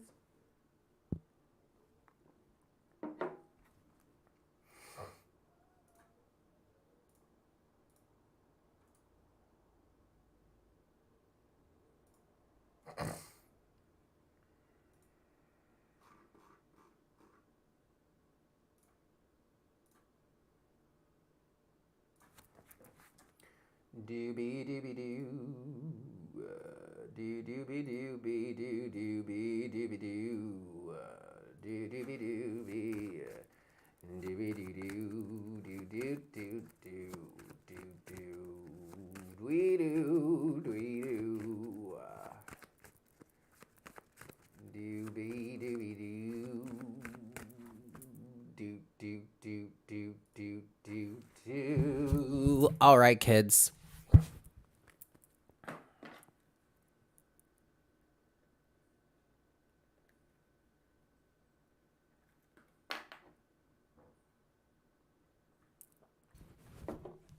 Hey there, Leo. Welcome to this session. Thank you guys so much for tuning in. So we're going to get into this, Leo. We're going to look at this from the point of view of Leo rising. Yes, that's going to be the most accurate for you here, since we're going to be talking about the astrology of the situation, sidereal astrology. But you can always watch your moon and your sun sign for this, okay, and get some good information there. Also, I highly recommend that if you haven't watched the collective portion of this before I got into breaking down each sign, I highly recommend that you check that out first. That's going to give you a lot of background and get you kind of caught up on some of the topics here, so that you are not necessarily so confused. Let's get into it though, Leo, and let's look at the chart here for you. So what you have on your screen, Leo, is the chart for November 10th, 2021, which is going to be the final point of contact for this transit between Mars and Mercury. Okay. And as you can see here, this transit is completing for you in the third house. So this may be having something to do with your business as well. We did just talk about that. I believe we talked about that with Gemini. But anyway, now for you, Leo, this transit started in your first house, which is your house of the I am, your house of the personal self. So with with Uranus here being in Aries, which is directly related to your first house, which is directly related to your sense of self, your I am presence, this could absolutely be hitting you pretty hard. Not to mention, Leo, that this started not only in your first house, but in your sign of Leo, okay? And that goes for everybody, because this transit kicked off in Leo. But so now Uranus here is in Aries, which this is all hitting our personal sense of self in other ways. For you, Leo, this is a double whammy, because it's in Aries and then the transit kicks off in your first house. So there's a transformation of the way you identify here. Also, with Uranus being in the 9th house for you, which is the house of publishers or higher wisdom, higher learning, of long distance travel, or travel to places that are completely different than your home. The 9th house can represent an element of culture shock, or that which would induce an element of culture shock. The 9th house could also even represent learning new languages, communicating with people through different languages, doing business with people in other countries. What else could the 9th house represent? The 9th house could also represent higher learning, okay? Institutions like university and studying abroad and stuff like that, right? So all of this could be coloring as sort of expansiveness here for you, Leo. An expansiveness that, just like everybody else, the general theme is definitely about learning something new. But for you, this could absolutely translate into learning a new language or learning a new business trade. I do feel like that's very specific for some of you. That just came through. But that's also because this transit is ending in your 3rd house, which is like your house of commerce, right? Also, the 3rd house mirrors the 9th house. So the 3rd house can also represent business and commerce, but it can also represent your siblings and or your community, right? So whereas the 3rd house would represent the community around you, your immediate surroundings in terms of your community, the 9th house mirrors that energy in representing the larger community or the global community in some cases, okay? So there may have been some sort of completely foreign, outside, alien influence that has come into your life when this transit kicked off while it was in the 1st house back in August of 2018. And that could have influenced you to learn something new or to develop in a new way that by the end of this transit, you are now expressing, you are bringing to your business, you are bringing to your business deals. Some of you may have even planned a trip abroad with some of your siblings because you all maybe wanted to learn something new, or maybe wanted to learn about a new culture or learn about yourselves in a different way. This could absolutely, for some of you, Leo, now I'm kind of picking up on some energy of like a retreat. This could have been a moment where you got inspired to go on a retreat or an expedition in some foreign country. And over the process of this conjunction, you may have been planning that, learning about that new place, actually planning the trip. Okay. This is really cool. All right. Let's see if there's anything else for Leo here. Anything else I wanted to discuss with this?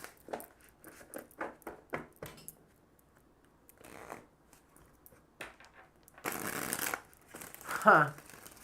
Okay. Now, for others of you, Leo, I feel like I'm still feeling this energy of like an expedition or an excursion into new territory, right?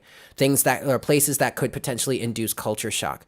For some of you, that is actually an expedition of yourself, of your soul. There could have been some higher revelation about yourself, just your sense of soul, your sense of self. Maybe even how it is you express yourself in that way.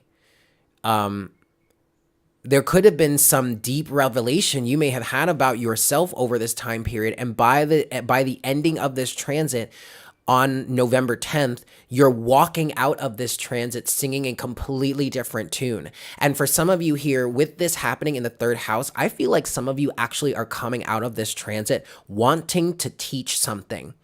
Wanting to expand universal intelligence somehow. That's crazy. Like I'm literally feeling like for some of you got connected in the ethers to some sort of real alien source of information. And just because it's alien, it doesn't mean it's weird or wrong or bad or evil, okay? But also the alien aspect not only comes from the ninth house, but the Uranian influence, right? But okay. Some of you may have connected to a channel, an otherworldly channel that is very new and is bringing in this brand new insight for you. And by the time you reach this end of this transit, it's like you want to teach people. You want to share this information with the collective. That's really cool, Leo. One last shuffle for you. What messages do we have for Leo? What's going on with Leo during this transit, please, Spirit? Oh, it's all in reverse. All right.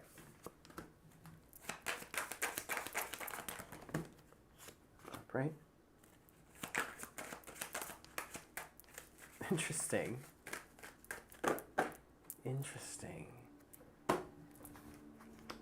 Wow, Leo.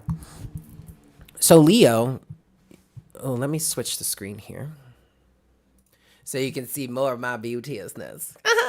Cheers to you, Leo. But Leo, you got the Three of Cups in reverse as well. Now, I realize that I may not have put this back in the deck correctly, but it still came out for you, and Cancer got the same thing.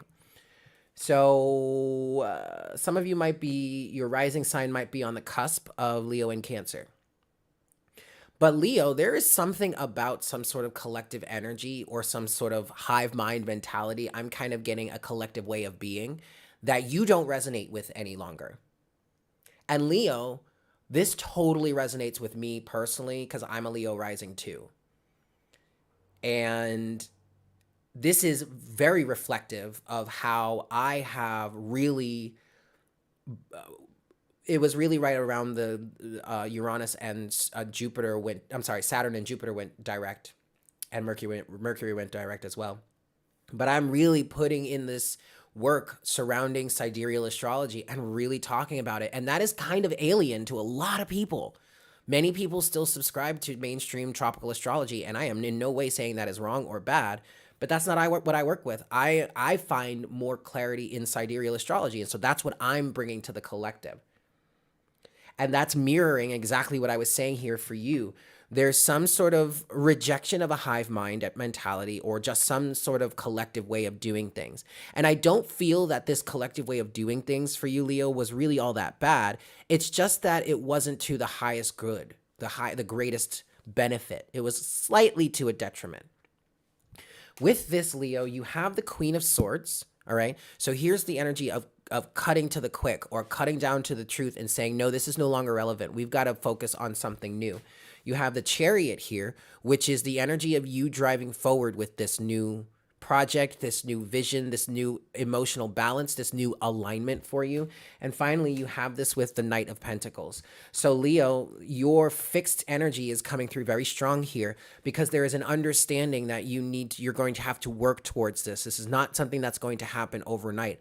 However, this process, the process of this transit between Mars and Mercury has been setting the stage, or has been getting you integrated and you ready to go, so that you can move forward with the building process that comes with this new vision, with this next thing that you are seemingly bringing to the collective. And the overall energy here, wow, Leo, this is excellent. The overall energy here is the Ten of Swords, the Wheel of Fortune, the Five of Cups, the Six of Swords, the Ten of Wands, and ultimately the High Priestess. So it boils down to the High Priestess. This might really be a pretty big leap of faith for some of you. But also the High Priestess here represents that alien source of information, that connection, that channel to something brand new, something out of the ordinary, something people are not used to, okay? And it feels like the whole directive, the whole objective here is for the good of other people. And that's why I was getting this energy from the third house of you really wanting to communicate to the people around you here about this. But the whole point of all of this seems to be ending some really toxic and burdening cycles. You have the Ten of Swords here, to the Wheel of Fortune, to the Five of Cups, to the Six of Swords. There is, and finally, also, you have all that with the Ten of Wands. It's like there is an effect here of trying to move the collective, or certain people around you, or maybe just even yourself, away from cycles that perpetuate destructive energies, or cycles that are just really burdensome. Ten of Wands, Ten of Swords, okay? That's really beautiful, Leo. That's what I've got for you. Thank you so much for tuning in. I want to say congratulations to you on your findings, on your discovery. Yeah, I hope this was helpful for you guys. Yeah, I love you all. Make sure to smash that like button for me. If you're new here, make sure to consider subscribing, yes? We're going to move forward.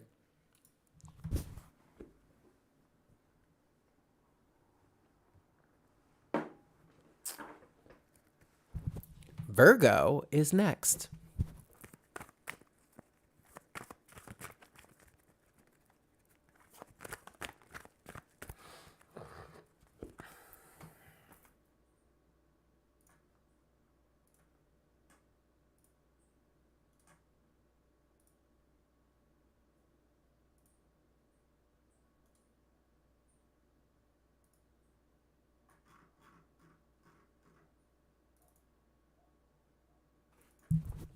How's everybody doing? How's everybody feeling?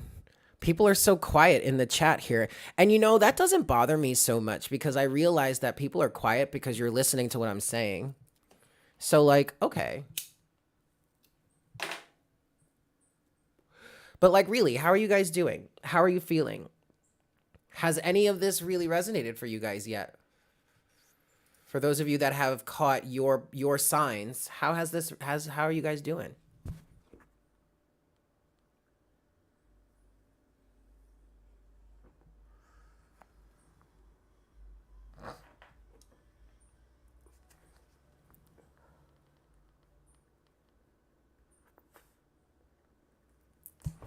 No? Crickets? Okay. Well, I'm not going to lie. That's a little creepy. I mean, you guys are just sitting here watching me and not saying anything. I mean, like, I know I'm gorgeous and all that, but maybe I should feel grateful. I'm just going to feel grateful. I'm not going to give it any mind. I'm going to feel grateful. And we're going to talk to Virgo. Hi, Virgo. So welcome to this transit report here for you. Well, Shanika, here you go. Sorry, guys, that was really gross.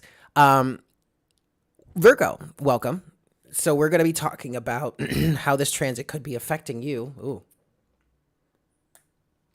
The kitties are great, Stella. Thank you. So keep in mind, guys, this is going to be from the point of view of Virgo rising. Okay, that as yes, partay. As far as the astrological part of this and the housing placement of all of this goes, this is from the point of view of Virgo rising. Now, even if you don't know your rising sign, or you just want to watch this, you want to watch your sun and moon signs, you absolutely can do that. Okay, you could totally do that. And what else? Oh, this is also sidereal astrology. Oh, and also, if you didn't watch the beginning portion of this before I got into all the signs, then I recommend that you watch that first, just because it's going to give you a lot of back information. Timestamps can be found below if you're watching this after the live. Yeah. All right, Virgo. Let's get into this. Let's see your chart for this moment. All right. So for my Virgos, what do we got here? So Virgo, it looks like this transit is finishing up for you in your second house. Yes. Now, I keep forgetting to do this, but let's go back. Mercury and Mars, both Mercury and Mars are good in your second house. Okay, neither one is debilitated or exalted, so everything's pretty even there, even playing field. But this starts out in your 12th house, of which I believe Mars is debilitated in the 12th. So is Mercury. Yikes, Virgo. So this might have kicked off as a pretty... I just heard toxic element. Well, that makes sense, because Uranus here, which is a big player in this transit, a major player for us, because Uranus is in Aries, so this is affecting our sense of self. Uranus is in the 8th house, which is ruled by Scorpio. You have Scorpio in the 3rd house here. Okay. But Uranus is in the 8th house, and so this could be bringing up some really dark, deep, dark secrets. What I'm getting for some of you specifically is this is bringing up how you relate to the collective and some of the toxic tendencies you have surrounding that. Now, this finishes out in your second house, which is your house of values and assets and personal finances. So this could all be changing your point of view of your personal finances. This actually feels pretty similar to what Cancer was going through. So maybe you have a Cancer placement that you might want to watch this for as well. Or maybe you just want to watch the Cancer video because whatever, this is a collective message. You may still be able to find some good information for you in the Cancer section. Okay. Now also, yeah, this really could have something to do with your money, Virgo, because also the 8th house of which Uranus is placed in, it does talk about or does represent other people's money. Okay. Some of you specifically, this might have something to do with your legacy. Some of you could have been running into a situation with your family, battles over an estate. Who has control over someone's estate. You may have had to, for some of you, I'm picking up that you may have had to declare somebody, declare power of attorney, or someone may have been accepting power of attorney over someone else. It feels like it is over a family member that has recently needed to go into a greater sense of attentive care, who may be entering the end stages of life.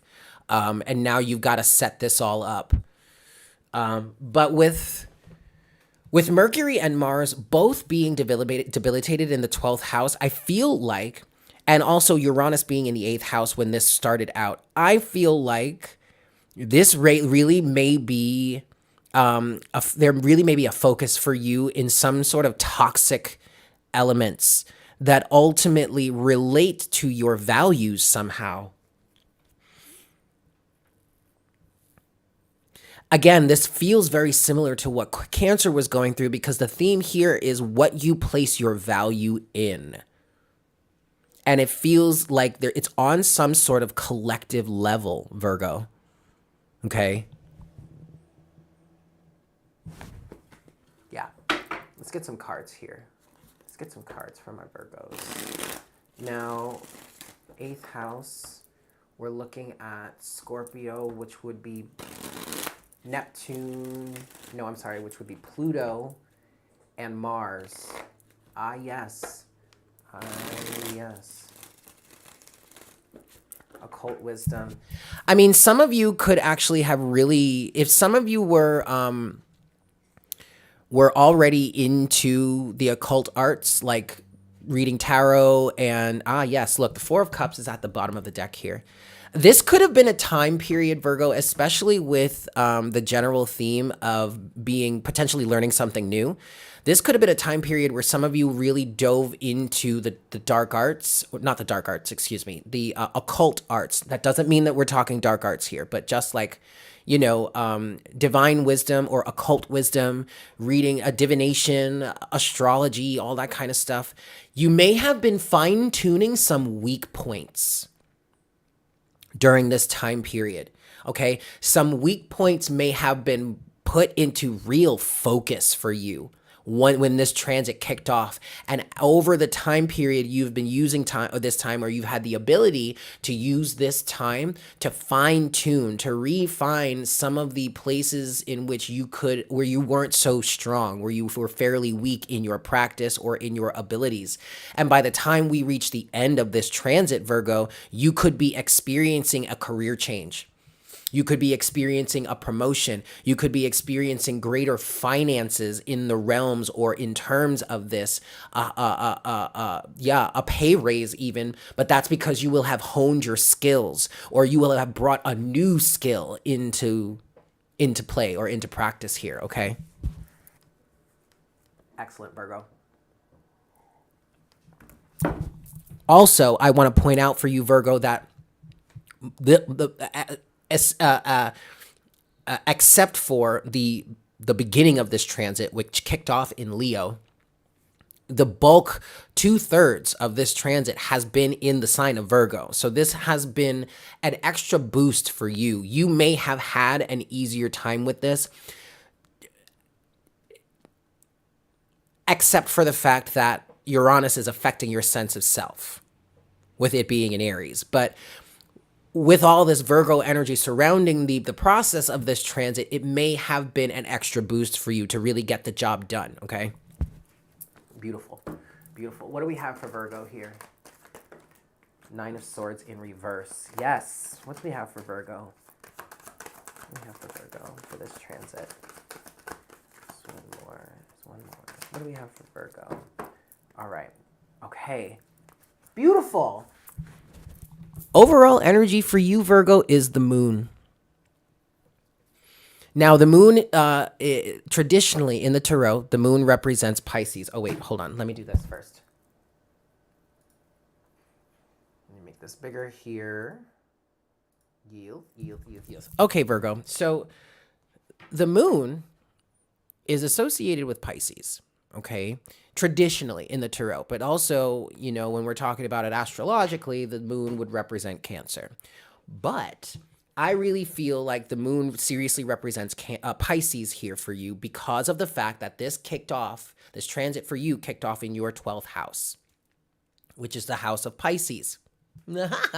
Okay, but this is also a house of deep connection with the collective. And there seems to be something that you were afraid of before, 9 of Swords. And I'm hearing very strongly for you, Virgo, this was the belief that you couldn't do something, that you were strong and you weren't strong enough. This would be the reality of the fact that you just weren't the best at something. It stood to gain some improvement, right? Some fine tuning. But it feels like this transit has helped you get over that, fear. I literally feel you, Virgo, stepping up or standing up and saying, enough crying over this, enough feeling sorry for myself, enough wishing that I could be better at this. It's time to just be better and to work on getting better. I love that, Virgo. You have that with two more. I love this for you, Virgo. You have the Knight of Cups here with the Fool, okay? These both fell face down, so to me, this can kind of speak to energies underneath the surface. But you are moving forward with your heart's desire here, and you're taking a leap of faith into something new. You're jumping off that cliff and developing your wings to fly in the process. Excellent, Virgo. Yeah, see? You really, oh, there you go. See, remember, Virgo, at the bottom of the deck before I actually pulled these cards, you did have the Four of Cups. And now you have the Moon with the Six of Wands and the Four of Cups as the overall energy at the bottom of the deck. Also with that, you have the Eight of Swords. You have gained a victory over something that you felt like you were restricted from. See, look at this. Underneath the Eight of Swords is the Ace of Swords. You cut yourself free from this. This was either you going through the process of learning something new in order to expand your boundaries, or this is you literally just saying enough is enough and cutting yourself out of this mental prison. And that has provided you with a victory here. In terms of the Moon, in terms of your fears potentially, in terms of your psychic ability, if that resonates for you in this way, and in terms of something that you may have been rejecting working with. Okay? Excellent, Virgo. I love this for you. There you have it. Thank you so much for tuning in. I'm going to leave it there. Make sure to smash that like button for me if you enjoyed this. If you're new here, please consider subscribing. Yeah? Excellent. Excellent, excellent, excellent. We are going to move on. Excellent, Kiki.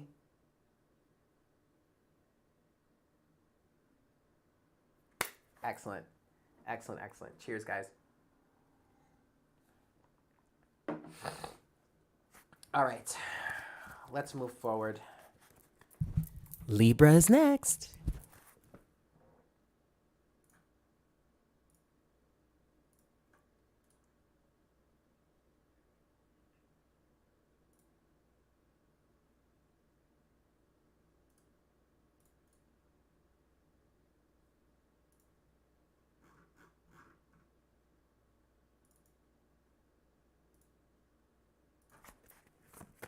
Okay, for Libra.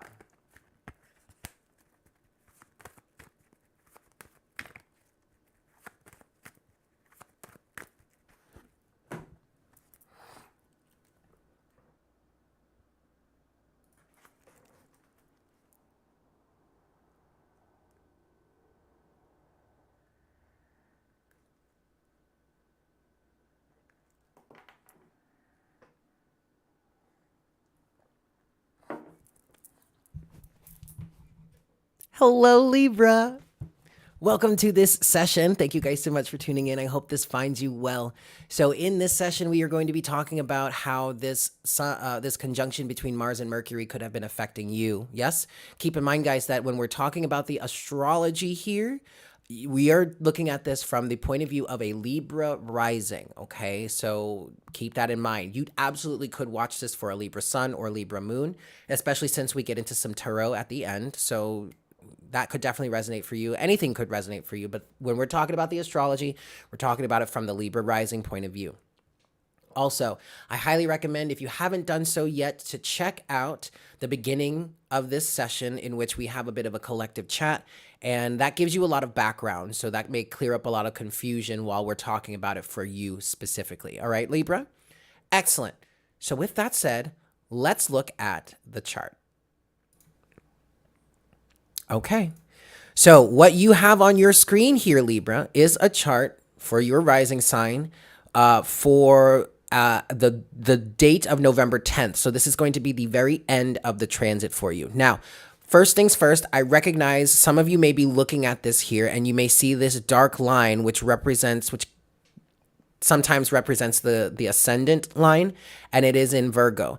But if you look here where it says AS right here, this is the actual ascendant. So the ascendant here is in Libra.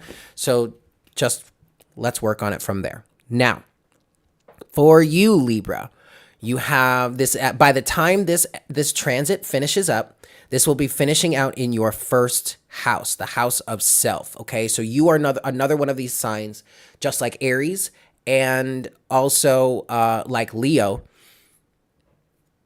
of which this transit may have been super, super, super reconstructive in your sense of self. Okay, now for you, Libra, this transit kicks off in your 11th house, which is a very Aquarian energy, okay? And Uranus, which is also driving a lot of the energies here, is in your 7th house, which is your native house, okay? Libra rules the 7th house. So already your interpersonal relationships and or the collective is in focus here. But there's a marked level of detachment, especially with everything starting out in the 11th house. So there really isn't much emotion here. And I feel like your sense of self is being reconstructed in how you deal with society. Maybe in your wishes, in your goals. For some of you that may be philanthropic of sorts, you could be identifying new ways that you could be of service in the world, okay?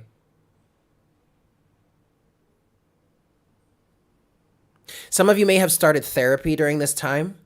Some, excuse me, some of you may have realized you needed to start therapy.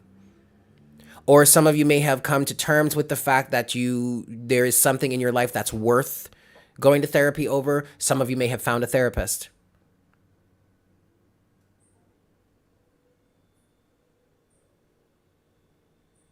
Okay, Libra, I'm looking at this, and I'm not getting too much else. So let's get some tarot.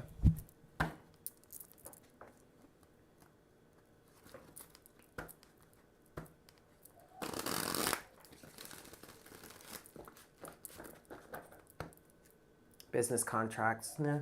Legal stuff.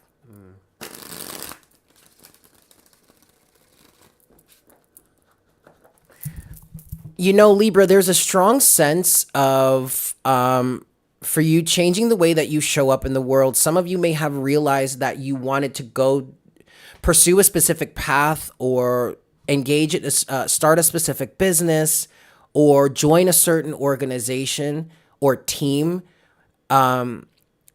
that would be doing good or would be bringing benefit on behalf of the people around, on behalf of the collective, on behalf of the community. There could be a strong level of teamwork here.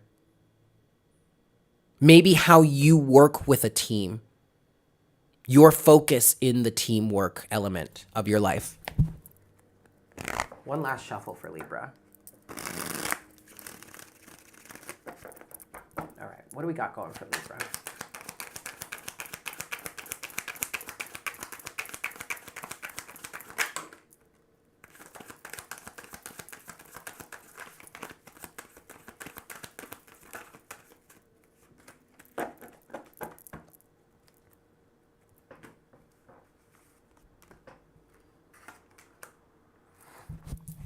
Okay, Libra. This is fairly interesting. Oh, never mind. Okay. This is fairly interesting. What you have in the tarot here, the first card that came out is the Five of Pentacles. And to me, this is I definitely feel like there's some sort of element here that you're working with or working towards to help bring a greater balance, greater healing, greater harmony, maybe even greater abundance to the collective. I'm getting this, the Five of Pentacles, a collective sense of poverty. Now, this collective energy is really coming from the fact that this started out in the 11th house. Uranus is in the 7th house for you. So this is all about interpersonal relationships, collective energies, doing things on behalf of the greater good of all. I just feel like some of you may be getting into charity work. Some of you may be getting into a greater sense of charity work. Your philanthropic endeavors are expanding at this time. Now you have this with the Five of Pentacles, right? But you have the Queen of Wands, you have the Eight of Cups, and then at the overall energy right now, you have the Knight of Pentacles. But it's the Eight of Cups that's really throwing me for a loop here. There's something you're leaving behind. I mean, this could be as basic as someone here was not very philanthropic or never really wanted to be a part of charities or maybe join charities before. But now you're doing that. You're walking away from the mindset that you had before and you're stepping into this new one that is making you more collectively focused. Okay. But I really want to clarify this Eight of Cups more. What's this Eight of Cups for Libra? Magician.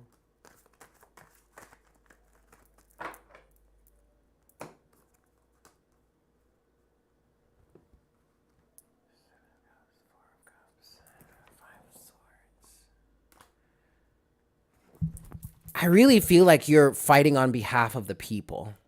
Overall energy now is the Five of Swords. Underneath the Five of Swords is the Knight of Wands. The Knight of Wands is a very light worker type energy, Libra, for me at least. And I feel like you're the Knight of Wands that's trying to bring some sort of illumination to some sort of fight, some sort of destructive energy, some sort of lose-lose situation. Yeah, and this honestly feels like something that you previously weren't really willing to give into or willing to give a try, because we're clarifying the Eight of Cups here for you, right? And with that, we have the Seven of Cups and the Four of Cups. Okay, so this was that moment where, you know, you were saying, no, I don't really want to do this. No, I don't really want to go down this route. No, I don't really want to pursue this because, you know, what if this happens? What if that happens? There's just too many variables. There's just too many what ifs. There are too many options or too many fears or just too many things that could go wrong or something like that. But now you've switched that and now you're getting into the mode with the Magician. Let me check on something here. Nope. Okay. All right. Never mind on that. I wanted to check and see if maybe either of those planets were exalted or debilitated in either of these houses, but they're not. Okay. All right. So interestingly enough, that's what I have here, but I actually want to clarify further. What's the Magician for Libra?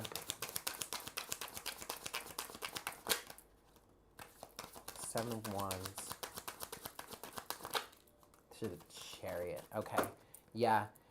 And then the Six of Wands. Six of Wands. The Six of Wands is your overall energy at this point, and we're clarifying the Magician. I wanted to know what this Magician was here, but I also wanted to know what activated you, what changed your mind, what made you want to manifest this or pursue this, and you got the Seven of Wands and the Chariot.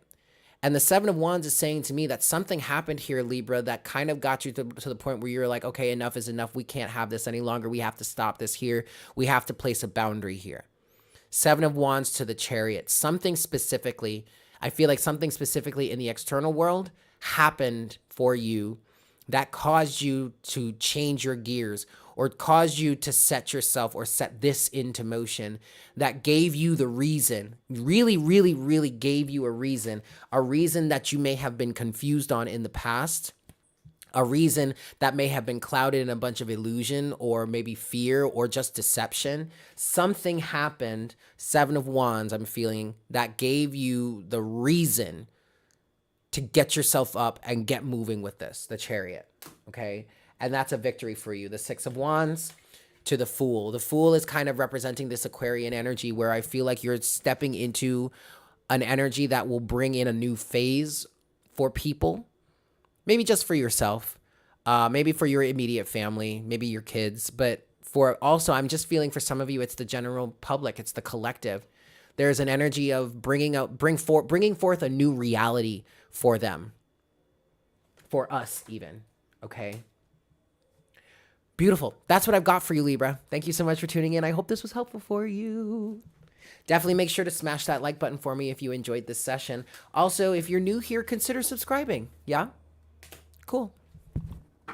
Moving on forward.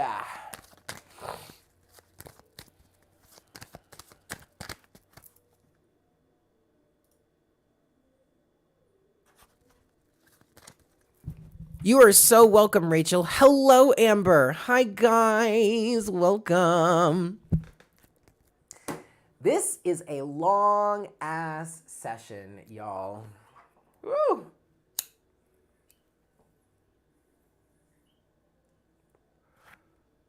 Loaded. Loaded. But you know what, though? I don't really have anything else to do on a Saturday. And I'm enjoying this. I'm having fun. So we're just going to power through this, you guys. It may turn out to be a 3.5 hour session. But you know what? It's Saturday. Fuck it. Where else you got to be? Nowhere else. I know I ain't got nowhere else to be. My ass is staying home. Okay.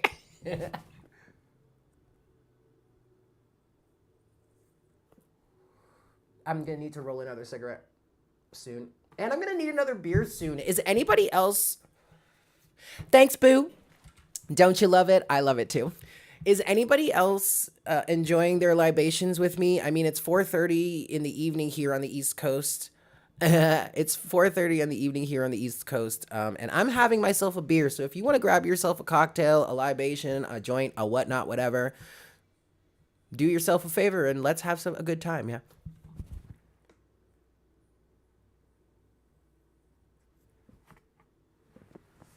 All right. Cool. Next is Scorpio. And I do need another beer.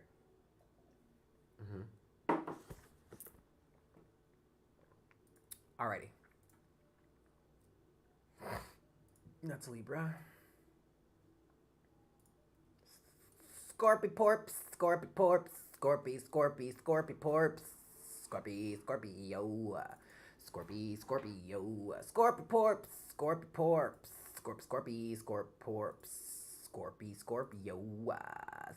Scorpio. 9:30 p.m. in the UK. Okay. Oh, New Zealand. All right, UK, New Zealand. I see y'all. Thank you guys for tuning in from your home countries.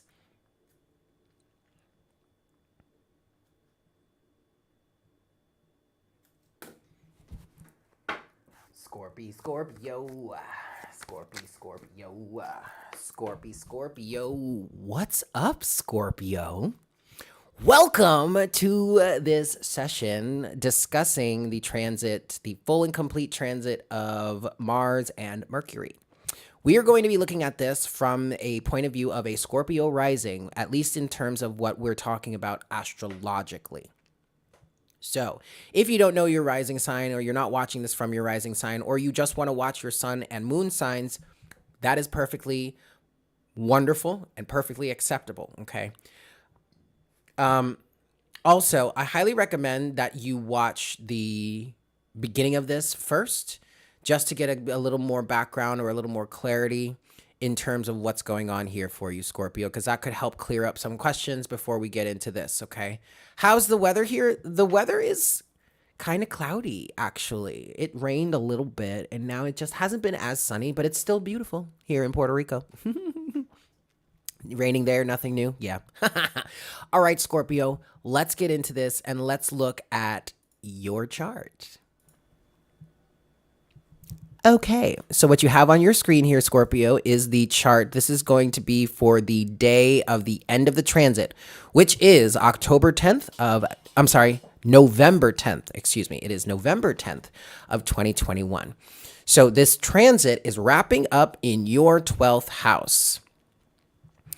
And it's starting out in the 10th house for you.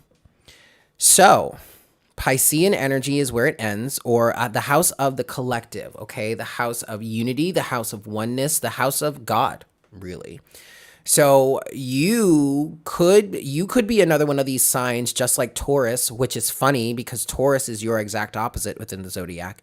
But you could be another one of those signs that is going through this transformational process of your religious practice, if you are more religious, or just your spiritual practice, how it is you relate to God, what your routines are as it relates to God, because Uranus, which is a major part of this transit, is in the 6th house for you. For some of you, this could be translating into your sense of self-care, again, your routines. Why am I drawing a blank on 6th house energy?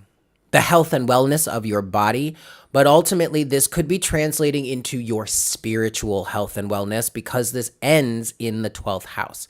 Now, I do want to mention that for you, Scorpio, Mars is debilitated. Both Mars and Mercury are debilitated in the 12th house.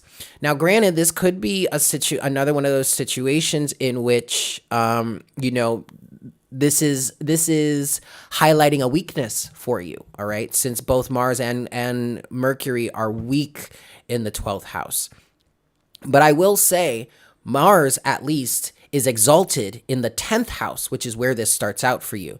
Now, the 10th house is your house of your career, your longevity, your family, your lineage, your progeny, and also your public image. But for you, Scorpio, with this 12th house element being wrapped up into it, I'm personally feeling like your identity when it comes to spirituality or the collective, or how you relate to God, how you relate to spirituality or religion, but also just how you relate to your connection to unity, to oneness, to God, source, creator, to the universe, that is shifting. I feel like it began at a certain point while all of this was in the 10th house. You may have identified a certain way. You may have ran with a specific flock. Some of you may actually be changing religious teams. Okay. Some of you may be considering switching religious practices. Some of you may be going from being a religious practitioner to a spiritual practitioner. Okay. Getting a more expansive mindset or expansive view when it comes to religion. Some of you may be trying to explore new religions potentially, or renew new practices, new routines in that sense. I just feel like there's this energy of once you were going with the flock and now you have a much more expanded view. But I do want to point out, just for your awareness, that both Mars and Mercury are debilitated in the 12th house. So this transition may really not be that easy for you. Some of you may, by the end of this, feel like you have failed or slipped up. I don't think that's possible. I'm hearing that. But also, I don't think that's true. This transit might be a little bit different for you, in the sense that by the time we come out of it, Scorpio, you're not necessarily having something been in place. You may be ready to start the process of really recalibrating this for you. I feel like I don't know exactly when, but for you, Scorpio, I feel like there's going to be a time period later on in the future in which this really does click for you. But that actually might be related to what Venus is doing here. Because later on in the future, by around into February into March of next year, of 2022, Venus is going to be completing her transit. But I feel like this Venus transit is, for some of us at least, directly related to what's happening with Mars right now. Because later on in the future, by the time Venus is finishing her transit, her transit through Sagittarius, which includes a retrograde, by the end of all this, by the time she's going direct, she and Mars are fused together for a few days, okay? They have this like extended conjunction that happens in March, which is really cool. But I feel like that actually might be the time when this process is really put into place. So this transit for you at this moment between Mercury and Mars could be setting the stage for you to expand your mindset and get ready to start experiencing something new, something deeper on behalf of the collective. And this absolutely could translate into your religious practice, your spiritual practice, and those routines switching from one to the other. But I do feel like if you switch, you're taking a step up.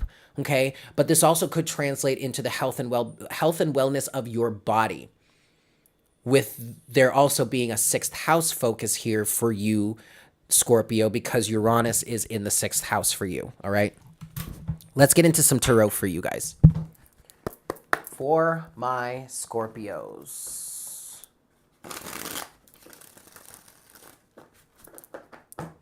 For Scorpios.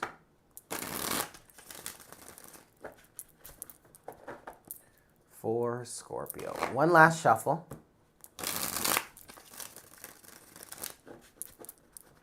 All right, what do we got for Scorpio? Hold on, guys. I've got to readjust. Okay, what's going on for Scorpio in this transit? What was that for Scorpio?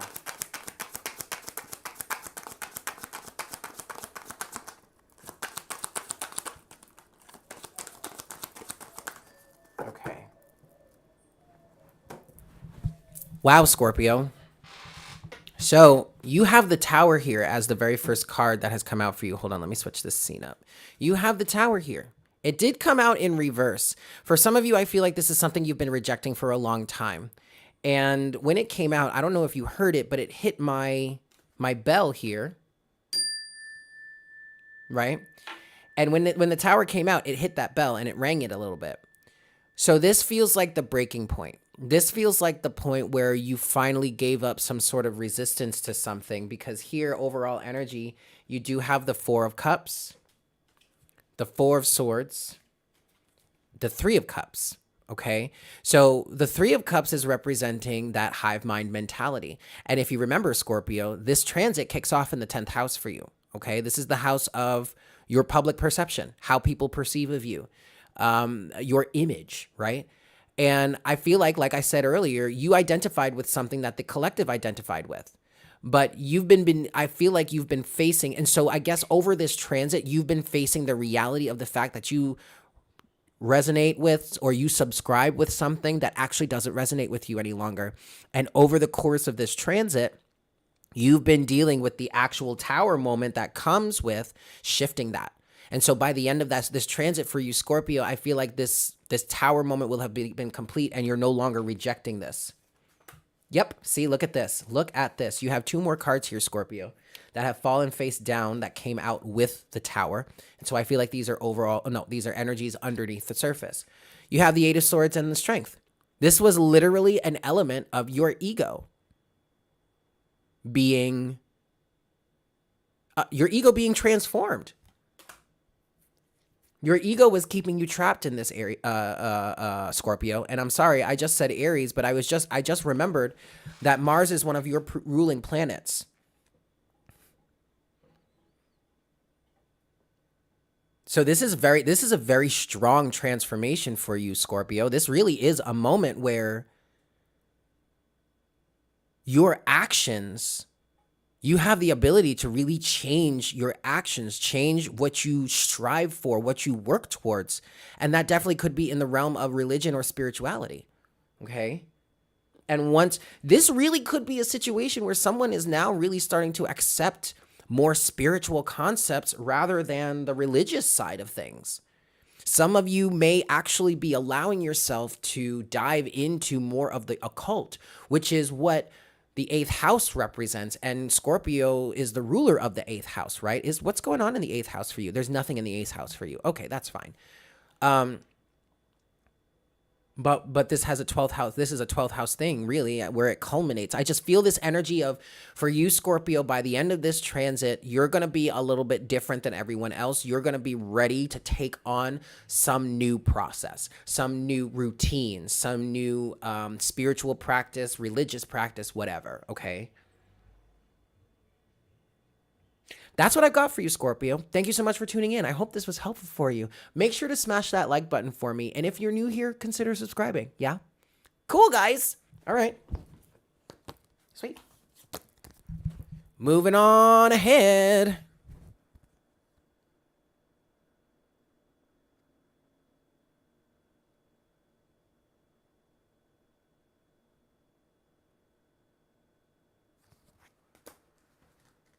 All right, kids.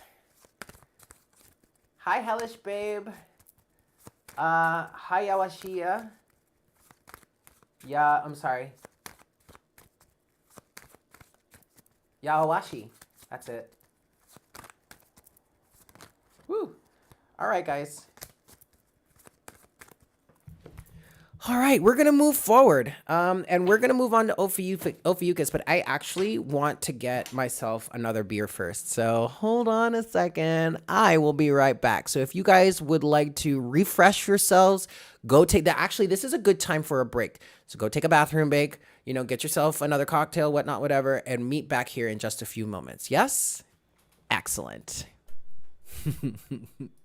Yes, indeed.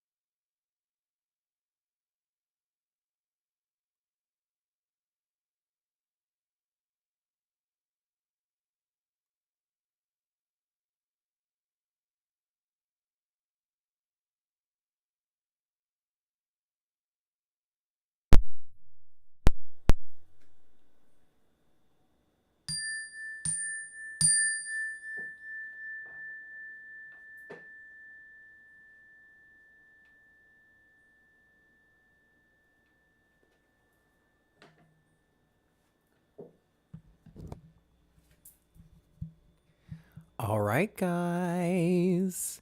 We are back. Yes. Welcome back. Cheers to you all. I hope you're having a fun and festive Saturday, yeah? Also, if you've been tuning in here for this live stream, all 2 hours and 40 minutes of it so far, I hope you guys are enjoying. If you haven't done so already, please make sure to smash that like button for me. Yes. We are going to move on forward here. And the next sign we are going to look at is, in fact, Ophiuchus.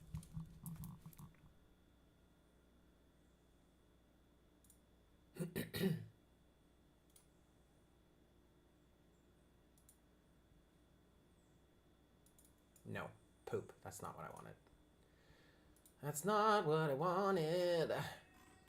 No, no, no, no. No, no, no. No, no, no, no.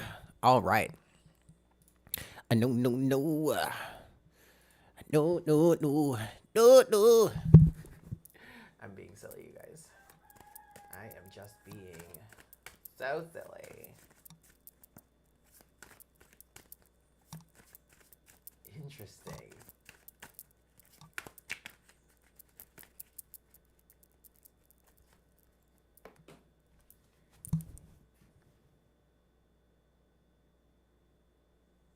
Okay. Ophiuchus.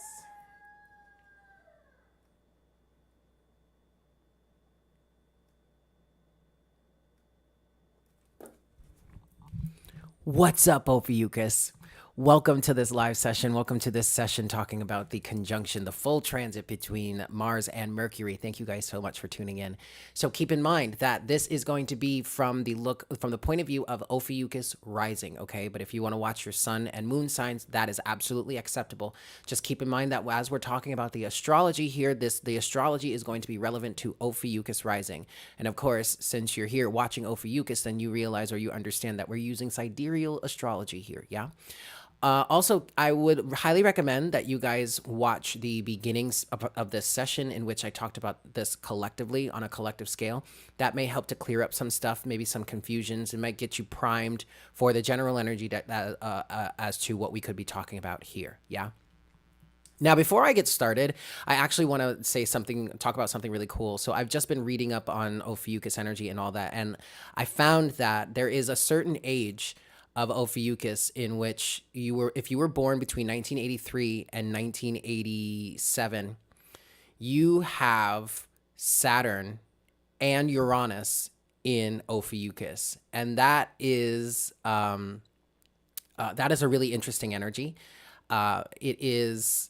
Unfortunately, it's kind of an energy in which persecution could happen, but also it's a very healing sign. And Ophiuchus is a very healing sign anyway, so there's a lot of rebellion associated with that. So if anyone was wondering why people born between 83 and 87 are so weird or such boundary pushers and all that kind of stuff, that is why. Now, Ophiuchus, you as at your core are all about healing. You also represent a level of oppression because Ophiuchus has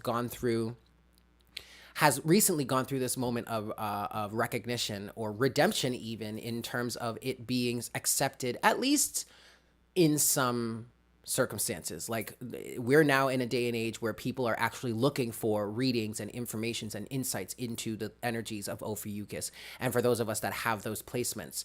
So you're finding yourself in the right place, and this is a really wonderful thing. But also keep in mind that a big thing for you just in your life in general is about healing, and especially for you as an Ophiuchus rising. If you are an Ophiuchus rising, you really drive healing, okay? You are an advocate, an agent for driving change in the collective, right? And this is all on behalf of the greater good of all. So now as we get into the chart, you'll see extra why this really may be relevant to you in your life. So for you, Ophiuchus, looking at your chart here, this is the chart for the day of November 10th, which is going to be the last day of points of connection with this conjunction between Mars and Mercury. Now for you, Mars and Mercury end this transit in the 11th house. Oddly enough, though, your sun or at least not your sun, but the sun is still in Libra, just like everyone else. But the sun for you is in the 12th house. And for most people, for most of the signs so far, the sun was in the same house, generally speaking, as the other two planets, Mars, those being Mars and Mercury. So this gives you, I feel like this is giving you a straddled energy. Okay. Now, the other thing to point out is that for you, Ophiuchus, this transit started in the 9th house. So here is another aspect or an element of this transit driving change in terms of learning something new. But for you, Ophiuchus, I really feel like what it is you have been inspired to learn, or whatever expansive point of view that you have received here or that you are working with here throughout this transit, when things kicked off in the 9th house, this is all surrounding higher learning, higher wisdom, probably being some sort of light worker, especially with the fact that this ends in the 11th house with your sun in the 12th. So with things ending in the 11th house, this is you presenting things to people to help balance out their lives, but this is on behalf of the good of the collective. So I feel like either you were inspired to research something, or you just all of a sudden got this crazy insight that you wanted to explore. That ultimately it looks like you'll be bringing to the collective, to the greater good, or on behalf of the collective, for the greater good of all. Now, the other thing to keep in mind here is Uranus, which is another big part of this transit, and how this transit is affecting all of us. Uranus for you, Ophiuchus, is in the 5th house. The 5th house is the house of creativity, of fun and play, of excitement, of exuberance, of children, okay? Whether this be your children, if you have them, or this could be the house of your inner child. So some of you here could also be reconnecting or connecting with your inner child towards rekindling something that you may want to now start expanding or may have wanted to start expanding your knowledge of, your awareness of. Or some of you could be getting inspired towards something new that really resonates with your soul, that really resonates with your inner child, that ultimately extends to or translates into you. I'm hearing orating. So you orating something, you speaking something, you expressing something, okay? Especially since this started out in the 9th house, which is basically is a house that could kind of represent oration, telling stories, being a light worker, a teacher of some sort. But also with the 5th house energies, the house of expression and creativity, this could be adjusting the way that you bring your services to the collective, or adjust a change in your services altogether. All right. Beautiful, beautiful, Ophiuchus. Let's get into some tarot for you.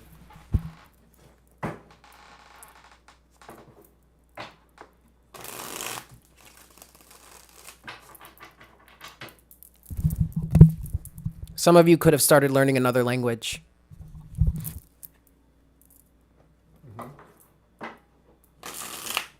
For Ophiuchus.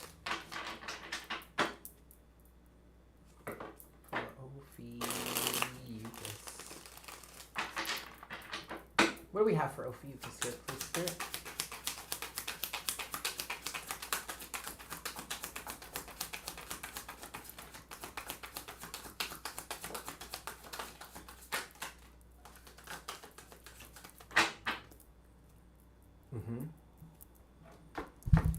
Okay, good. So overall energy for you, Ophiuchus. Let's change the screen here. No, we don't want to open that, but we want to do this. Okay, so the overall energy here for you, Ophiuchus, is the Hanged Man. All right, and this is beautiful. This is a change in perspective. This is absolutely a 9th house influence. Okay, learning something new, changing your perspective, expanding your mindset here. Okay, underneath the Hanged Man is the Queen of Wands, to the Wheel of Fortune, to the Chariot. All right. So this definitely could be a change in the sense of direction for you, a change in your alignment, all right, for sure, especially that comes from this sense of change in perspective for you, a higher perspective even. Now, Ophiuchus, you do have 2 cards here that have come face up, and then 2 cards that are face down. The cards that are face down are energies that are kind of underneath the surface, yes? First card you have, or the cards that you have face up, Ophiuchus, are the Five of Pentacles to the Seven of Cups. And with this transit ending in the 11th house for you, I just feel like there's a sense of philanthropy.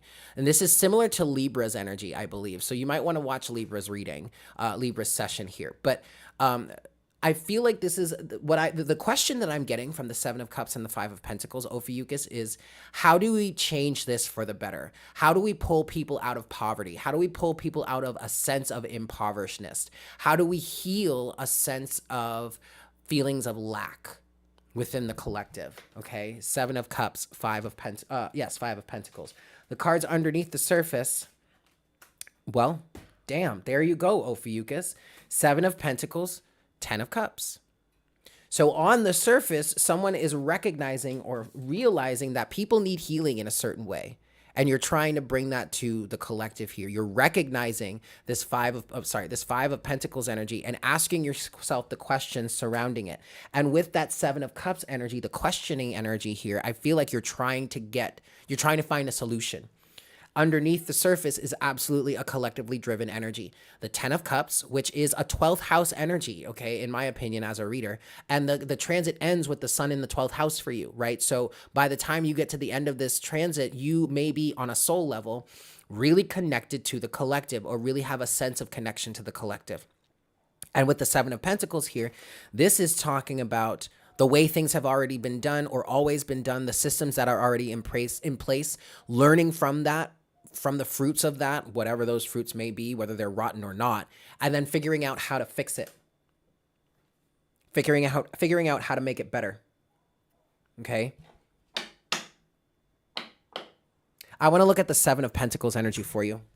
What's the Seven of Pentacles energy for Ophiuchus?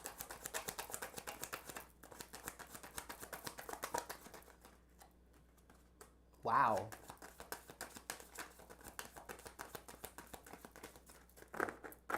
Wow. Wow. Okay, so Ophiuchus, this doesn't necessarily have to be you actively going out in the world and making some sort of change. This could just be you working on changing the world for the better, but just from doing it from your internal place by changing yourself. Because what came out here with the Seven of Pentacles, to clarify the Seven of Pentacles, is the Hermit. And then overall energy for you is the Four of Wands to the Ace of Wands to the King of Cups. For some of you, this really just may be cleaning up your act. All right? Gaining some sort of deeper emotional maturity or emotional foundation even. You know, really sitting back and thinking about it, clearing your mind, getting down to the bottom of you or uncovering different parts of yourself, doing that deep soul searching. Okay, potentially figuring out where there's maybe some sort of toxic energies here or where you may be holding this lack mentality. Five of Pentacles. And ultimately, by the end of this, Ophiuchus, this feels like you gain the emotional maturity to let go of a lot of the burdens. 10 of Wands, underneath the 10 of Wands is the Three of Pentacles. There is even more self-mastery. So even though I was talking about this for you, or I was talking through this for you, Ophiuchus, in a sense of you bringing things to the collective because of the 11th house energy, there also could be an element of you bringing a new version of you to the collective. And even going through a sense of therapy for yourself that changes the way you show up or changes the vibration that you hold, that ultimately, in the grand scheme of things, adds to the choir of souls that are here singing a new tune to help change the vibration of the planet. And that is definitely a healing element for you, even though with this Ophiuchian energy as an Ophiuchus rising, I do feel like for some of you, this really does translate into healing the world or healing the collective. But also, obviously, the best thing for you to do, if you're going to do that, is work on healing yourself first. So that all falls in alignment here for you. All right, Ophiuchus? Excellent. That's what I've got for you, Ophiuchus. Thank you so much for tuning in. I hope this was helpful for you. I love you guys so much. If you're new here, please consider subscribing. And if you've enjoyed this session and you really haven't done so already, please consider smashing that like button for me. Yeah. Alrighty, kids, we're going to keep it moving. Mabuya! Excellent, Mabuya. Well, you keep renovating. That is absolutely okay. I figured people were just listening in the background, but I'm glad to see you, and I'm glad that this is helping you. So beautiful, beautiful, beautiful. Cheers to you all. Why? No, don't drink it from the bottle, Eric. You poured it into a glass, you punk. All right. Next is Sagittarius.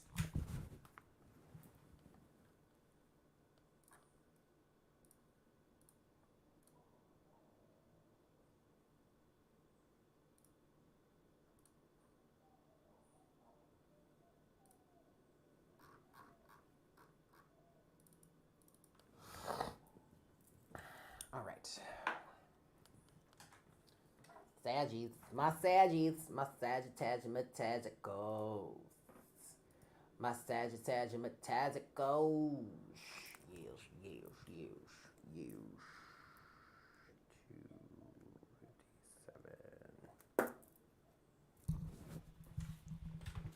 Hello, Sagittarius. Welcome to this session. Yes, welcome to this live session. Thank you guys so much for tuning in here. So we're going to be looking at this transit of Mercury and Mars for you and seeing how this could be affecting you. So when it comes to the astrology, we are talking about this from a sidereal point of view, but also we are looking at this from a Sagittarian rising, okay? You can absolutely watch this for your sun or your moon sign, but astrologically speaking, what I'm going to be talking about here in terms of the house placement and all of that stuff is not going to be relevant unless you're watching this from the rising point of view. Also, I highly recommend that you guys check out the very beginning of this reading or session first, because we talk about it from a collective point of view, and that could really help you piece some things together and come into this with an understanding, a general understanding of what ultimately could be going on here for you anyway, to make it a little less confusing. Yes, Saggy? Alrighty. So with that said, Sagittarius, let's show you the chart. If it'll, oh, well, hold on. It helps for me to do the things first before I try to show you guys the chart. Hold on a second. Hold on. Okay. That should be it. Hold on. What? Why are you, oh, that's not what I want. That's what I want. Yeah. All right. Here we go, Saggy. So here's the chart for you. Now, this is the chart for November 10th, which is the last day of this transit. And it looks like the transit is going to be completing for you, Saggy, in your 11th house, which means that the transit began in, yes, that's right. The transit began in the 9th house for you.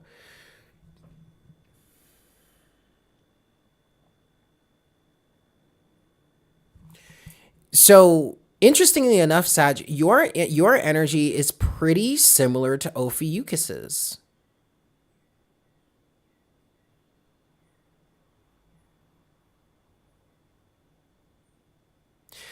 To be honest with you, Sagittarius, I'm getting similar energies to a few other signs, but of course the other signs are escaping me now. But what does this all mean? So, okay, so this transit is finishing up in the 11th house for you, which is the house of wishes, wish fulfillment, dreams. But this is also the house of wish fulfillment and dreams on behalf of the collective. This is also a very social house, okay? But it's social in terms of social interaction with other people that's very emotionally disconnected. There really isn't too much emotion involved. It's just general platonic conversation, communication with the collective, with a collective of people.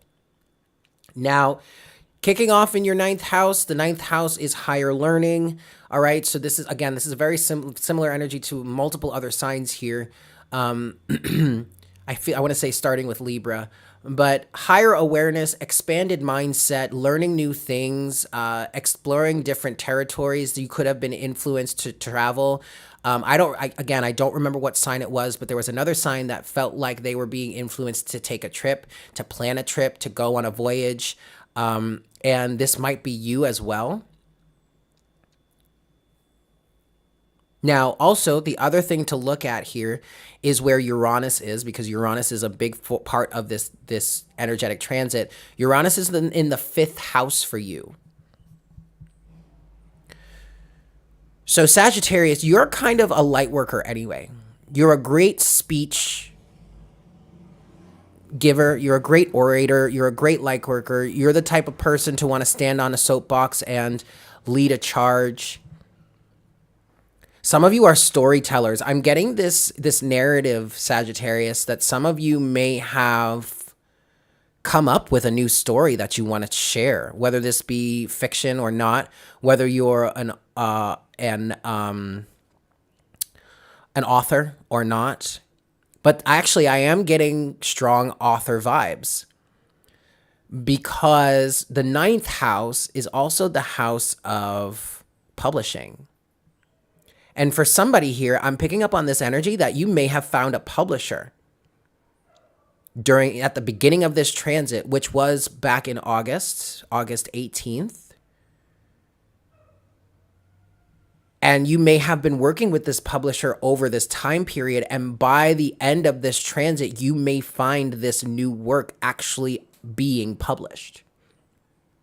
So over the course of this transit, Sagittarius, if this is resonating for you in this way, you could have been working out the details of your publishing deal, or maybe even or simultaneously may have been working on the editing, getting the final edit together for this now to be released to the collective by the time this situation ends on November 10th, with all of this culminating in the 11th house. I'm feeling, if this is resonating for you, I get this feeling that by the time this ends, with everything being in the 11th house, this is like the actual distribution aspect of it. This is the actual moment where it starts to reach the collective. So either it could be physically done and published by the 10th of November, or now you're really getting into getting it published soon. Now, for others of you, I feel like some of you Sagittarians, if you're not like an author, I feel like you've come up with some new thing. Just the big theme that I'm feeling here, Sagittarius, is that by the time this transit ends, there's something about disseminating the energy or disseminating the knowledge, sharing the knowledge, spreading the knowledge, communicating the knowledge or the story or the insight that you've received with the collective. And you may have been working on fine-tuning this knowledge, getting your story together, getting your research together over the time period of this transit. Okay. Okay, Sag. Let's get some tarot.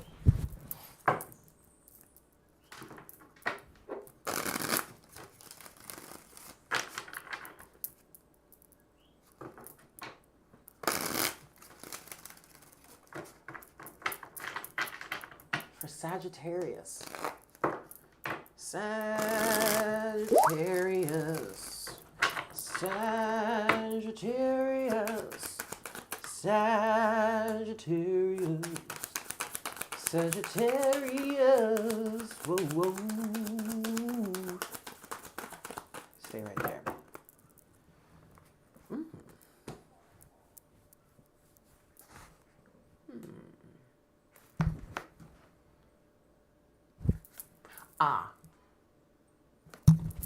I forgot to point out whether or not things were exalted or debilitated. So let's look. Started in the 9th house. Nope. Okay. Ending in the 11th house. Nope. All right. So everything is pretty neutral and normal for you, Sagittarius. And yet overall energy here for you. Hold on. Let me switch the shot. Overall energy here for you is the 9 of Swords, Sag. Underneath that is the 5 of Swords to the Magician. Yes, to the Devil. Okay, to the Queen of Cups. Okay, so some of you may have figured out that you want to be a therapist. You want to get into some sort of therapy. That could be an element of the 11th house. This everything starting with in the ninth house could have given you the inspiration, the insight to want to learn about that and bring that into your practice, bring that into your general way of dealing with or healing the collective, is what I just heard.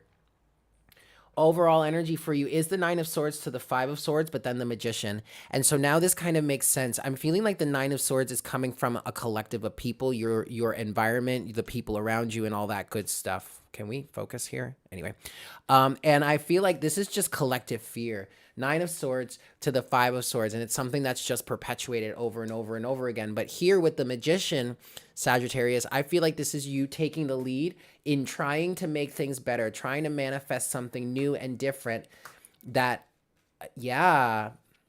putting some sort of new structure into place that could be helping people. Now, all the other cards that came out for you here, Sag, they all came face down. So these are energies underneath the surface. So I feel like this is speaking to your internal process. I feel like what you're doing here, Sagittarius, is you are responding to something that you are experiencing externally to you and trying to figure out a way to help to change it, to switch it up. And this I'm hearing is also, this is connected to your life purpose. For whomever this is resonating for, this is connected to your life purpose because that's what I just heard. Now you have the energies that have come out here for you are the Four of Wands to the Eight of Wands. All right. So that's speaking to your sense of spiritual foundation and your ability to orate, your ability to communicate, your ability to share the message, to spread the message. I feel like the Four of Wands is speaking to the fact that you are spiritually, foundationally ready. Okay, to take on this task of sharing something new with the collective, bringing this expanded point of view to the collective. All right, you have that with the King of Wands and the Hierophant. I feel like you're very driven to bring some sort of greater structure into the lives of the people around you, and maybe even your sense of self. Sagittarius, I did hear that there's an element here of you putting greater structure into your life, whether that be for yourself or just for the people around you. But if it is for yourself, it's definitely something that's going to be noticed in the people around you because it's going to be a change in the way that you communicate, a change in the way that you interact with the people around you. All right. Last thing I want to look at here for you, Sagittarius, is the Hierophant and the King of Wands. The Hierophant and the King of Wands for Sagittarius. Ten of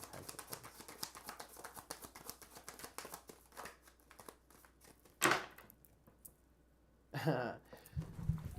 Okay, so we have the Hanged Man here, and I was gonna mention the Hanged Man, but I realized that I was confusing that with Ophiuchus. But now, here's the Hanged Man as the overall energy for you, a change in perspective. And then next you have the Ten of Pentacles. So some of you may actually be putting in a new business structure here for you, for yourselves, or starting a new business. And that makes sense because the second part of this transit happens, like the first part happens in the 9th house for you. Then the second part of this transit happens in the 10th house for you. 10 of Pentacles, 10th house energies. All right. And then finally, the transit wraps up in the 11th house. So for some of you, this actually could be a brand new business structure that you're putting into play. For others of you, this has to do with your family, your childhood, maybe your children. And or this is something that is connected to a sense of your inner child. So while this situation kicked off in the 9th house, you were connected to something or maybe reconnected to something that stirred your inner child. And now you're moving forward with this and you're seeking to a long-term goal here with that. Okay. This also could be related to your past, maybe even something that happened within your family. Some of you may have gotten a deeper insight into some sort of family drama or family trauma. And maybe that's why you're looking into therapy. Or maybe looking into being a therapist, that's 11th house energies. I also talked about that with somebody else. No, I don't remember who. I think it might have been Ophiuchus, but yeah, there is definitely a sense of a change in perspective that is driving things, a change in perspective, maybe even a change in the way that you see certain heartbreak. And then you have the Star here to the Eight of Swords, okay? So this could be a desire or a dream to break yourself free from this pattern or this mental prison, but also it could be a desire to break others free as well, to help with your own insights, to work on breaking others free of the same challenges that you had. Even if this is just you getting to the point where you can clearly approach and in a balanced, emotionally balanced way, approach some things from your past that were really triggering, that were really traumatic, that were really hurtful for you, and start writing about it. Some of you may even be getting into writing children's books. Share your story. That's definitely a theme for all of this, sharing your story. And the process of this transit, Sagittarius, could have been preparing you to either share your story, like getting you ready to share your story, to start writing it, or getting ready for you to actually publish it, okay? All right, Saggy, I'm going to leave it there. Thank you so much for tuning in. I hope this was helpful for you. Make sure to smash that like button for me if you enjoyed this session. And also, if you're new here, please consider subscribing, yeah? Excellent. We're going to move forward, guys. We're almost done. We have only got 3 signs left, okay? So we're getting there. To all of you that have been tuning in for this whole time, thank you all so much. And if you are here and you have not smashed the like button yet, make sure to do that. Hi, Sage Mama New. Happy Saturday. Lord have mercy. 3 hours and 12 minutes. Lavena, thank you for asking that question, but we are actually not doing that type of session today. If you check the title of the live stream, you see we are talking about the final conjunction of Mercury and Mars. But maybe you can catch me on a happy hour night, and I could answer that question for you, yeah?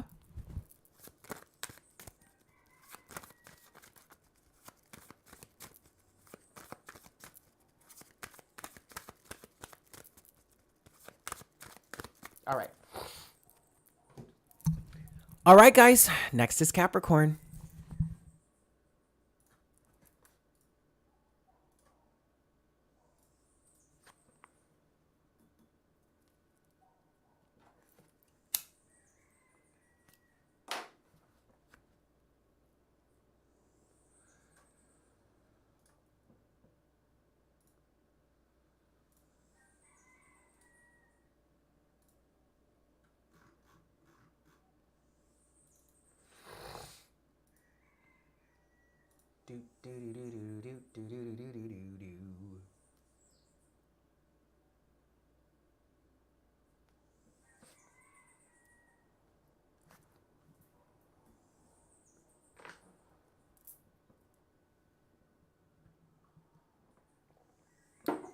Alrighty.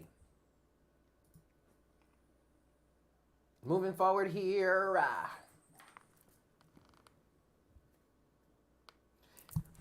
What's up, Tamika? What am I looking for? Oh.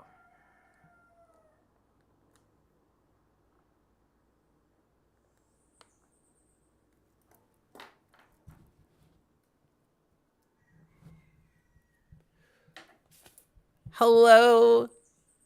Hello, Capricorn. Oh, so sorry. Welcome. Welcome to this live session. Welcome to this session talking about the conjunction between Mercury and Mars. Thank you guys so much for tuning in. So keep in mind that we are going to be talking about this from the point of view of Capricorn rising. Yes, you are welcome to watch this for your sun and your moon sign. But when it comes to the astrological placements, it will not be relevant unless you're watching this for Capricorn rising. Yes. Also, I want to mention really quick that if you haven't watched the beginning collective session here, awesome. If you haven't watched the collective session that is in the beginning of this session, I recommend that you watch that first. Timestamps can be found in the description box below if you're watching this after the live stream. But I recommend that you watch that first. Yay. I recommend that you watch that first because that can help you get a more overall view and clear up some things that we're going to be talking about here as the session moves on, okay? All right, Capricorn, let's get into this for you. I'm going to put this chart on the screen right now. Alrighty. So what you're looking at is the chart for the day of the very end of this transit. All right, so that is November 10th. And as you can see here, you have the conjunction of Mercury and Mars in your 10th house. So that means, Capricorn, that this transit starts out in your 8th house. And the other point of focus here, the other major player in what's driving this transformation for all of us, is the placement of Uranus.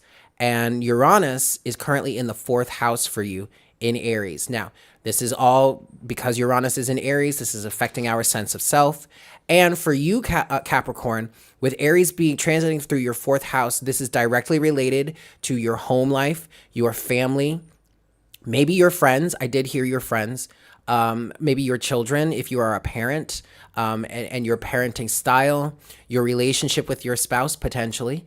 Also, the 4th house can represent how you nurture yourself, okay?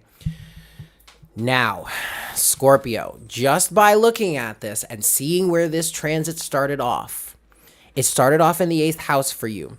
So for some of you, this could have kicked up some family drama, some deep, dark secrets in the family, okay? And as this transit has moved forward here, the way that you identify in the collective, in the public eye, your identity, maybe even the identity of your family, may have transformed during this time period. It may have transformed in a pretty major way. I'm definitely getting energies of skeletons coming out of the closet. This could potentially have created a situation in which the public may now be able to see the skeletons, or maybe at least some of the skeletons that were in your closet. And Capricorn, this may not have been a very positive or friendly or good feeling situation for you. Okay, Capricorn, because you're the ruler of the 10th house. So just for you already, your public image, okay, is probably very dear to you. And so you may not have appreciated the fact that some of these things may have been uncovered. But what I am hearing, though, fortunately, depending on your perspective, this is for the greater good. And maybe it's just that some of these things needed to come out. Now, if this doesn't involve your family, this could involve just yourself. And if this is not translating into people being aware of some of the scandals.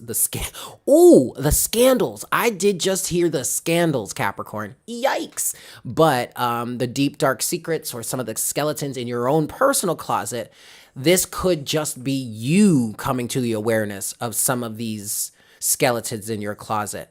Now, as this transit has continued, again, starting in your 8th house, ultimately ending in your 9th house, there was a point of contact between Mercury and Mars in the 8th house. No, I'm sorry, in the 9th house.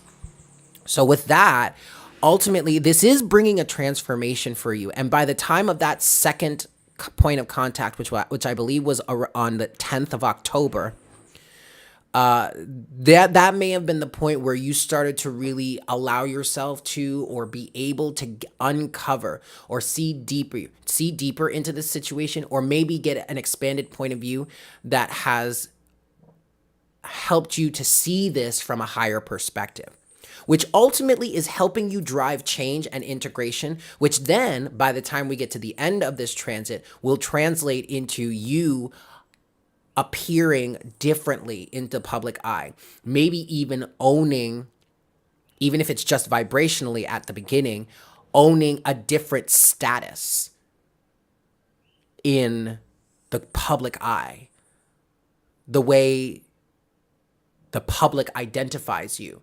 For some of you, it doesn't feel like this is going to happen at first, or right away, or this is going to be apparent, or this change in your public identity is going to change right away.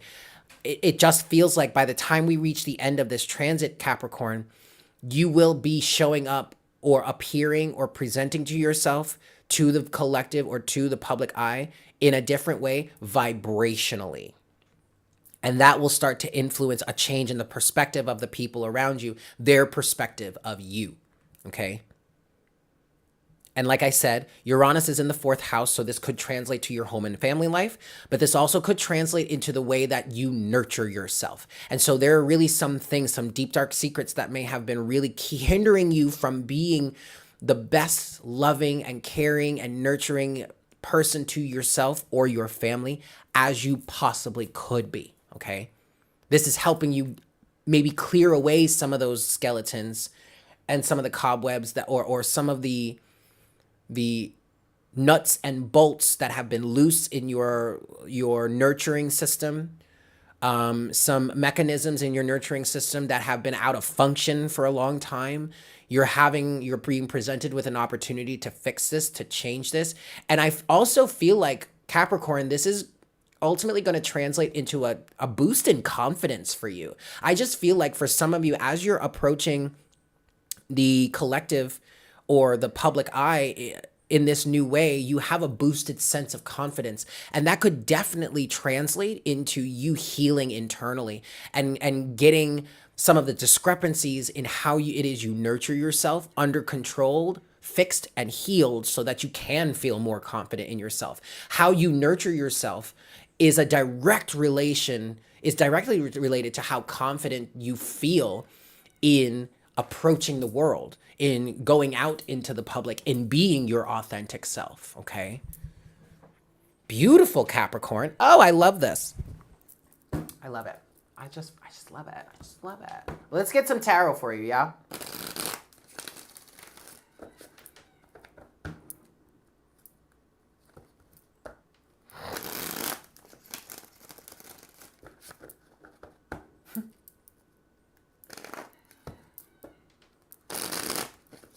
All right.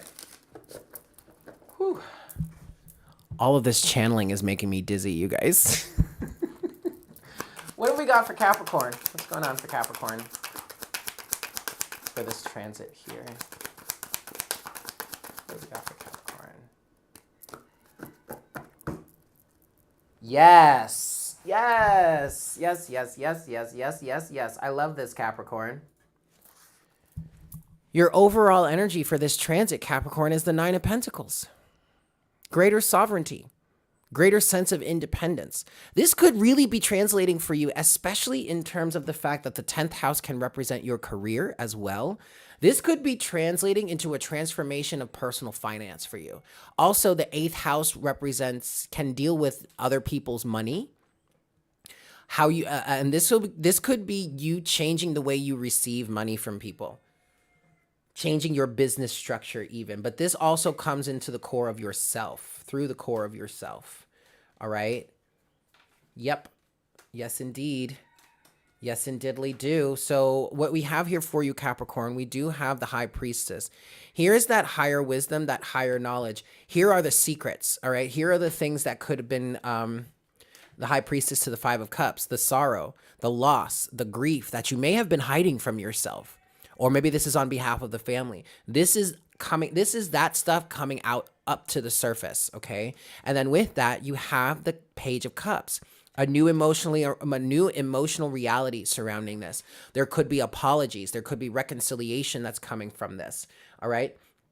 But a sense of refreshment, a sense of renewal when it comes to things that may have been surfacing for you. And then with that, finally here, Capricorn, there's that self-confidence. You have the King of Wands with the Knight of Pentacles. Again, like I said, by the time this transit finishes, Capricorn, I feel like you are going to be so much more confident in yourself. And you're also going to be, I feel like, confident in driving forward. Now, if this does translate for you into a change in your identity, just on you, for you personally, or for your family, okay, a change in the way that you are viewed publicly, either on behalf of yourself or your family, I still feel like there's going to be a sense of driving forward, of confidence here in driving forward in this new sense of identity. But Capricorn, the other thing that I'm also getting with this confidence is that there is almost a level here of somebody saying that never happened. And let's just move forward here. Now that feels like it would be a detriment to this situation. I feel like if somebody is approaching the situation in that way, they really haven't transformed as much as they could. Because what could also be coming here is a realization or a transformation in the way that you want to be viewed, or the way that you are viewed in the public eye, the significance of that, or the importance of that, or what you place value in terms of that, could have transformed. And it could have transformed to for the best or to the better, in terms of maybe you seeing that the public's view of you really doesn't mean all that much, because they really don't know what's going on under the surface, right? So in that sense, I feel like this King of Wands energy could be beneficial if you're really confident in driving forward.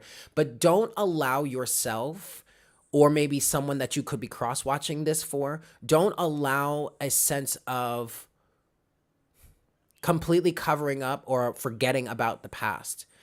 Don't allow yourself to act like the past never happened, because that would be devaluing your lesson. That would be devaluing what it is you actually went through. There was a purpose for that. And even if people around you look at you and say, "Oh my God, how scandalous." Like, who the fuck cares? You know what I mean? It's really more about what it is you've learned and how you've transformed from it. And that's where I really feel the beneficial aspects of this confidence I feel for you comes into play. But again, do not allow yourself or anyone else to act like the past didn't happen, because that is a detriment. That's a disservice to you. And it's also a disservice to anyone else that went through it as well. Okay. Especially if this is on behalf of your family. And I'm getting this, like, your kids specifically. I don't know why kids are coming up specifically, but if this resonates for you on the realm of family, denying the past, acting like the past never happened, would be so hurtful to your children, especially if they went through something really intense throughout this with you as well. Okay. That is not something that you want to teach your children. That is not something that you want to instill in them.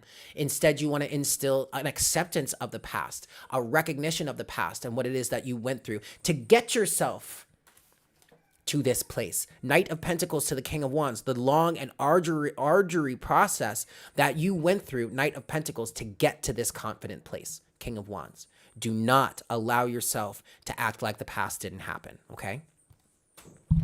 Beautiful. That's what I've got for you, Capricorn. Thank you so much for tuning in. I hope this was helpful for you. I'm sending you all so much love. If you are new here, please consider subscribing. And also, if you enjoyed this session, make sure to smash that like button for me, yeah? Excellent. We're going to move on here. We're almost done, guys. We are almost done. You know what? Hi, Lorraine. We just finished Capricorn. We're moving on to Aquarius next. Hey, you know what, SM? I'm really looking forward to chiefing with you when I'm done with this. Of course, I've been smoking a cigarette, but I'm getting the real chief after. Word. All right, Aquarius is next.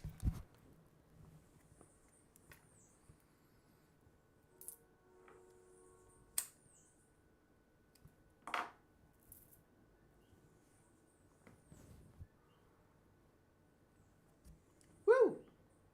Alrighty, y'all. Let's move it on up to the Aquarius side. Oh, there it is right there.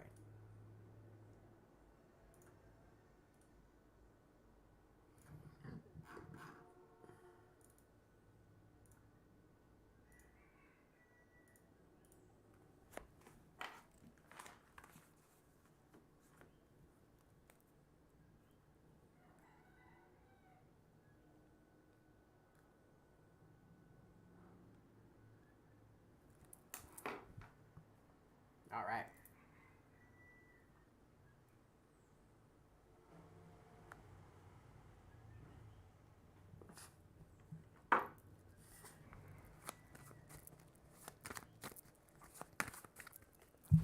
I hope you all are doing well on this beautiful Saturday, yeah? What's up, Aquarius?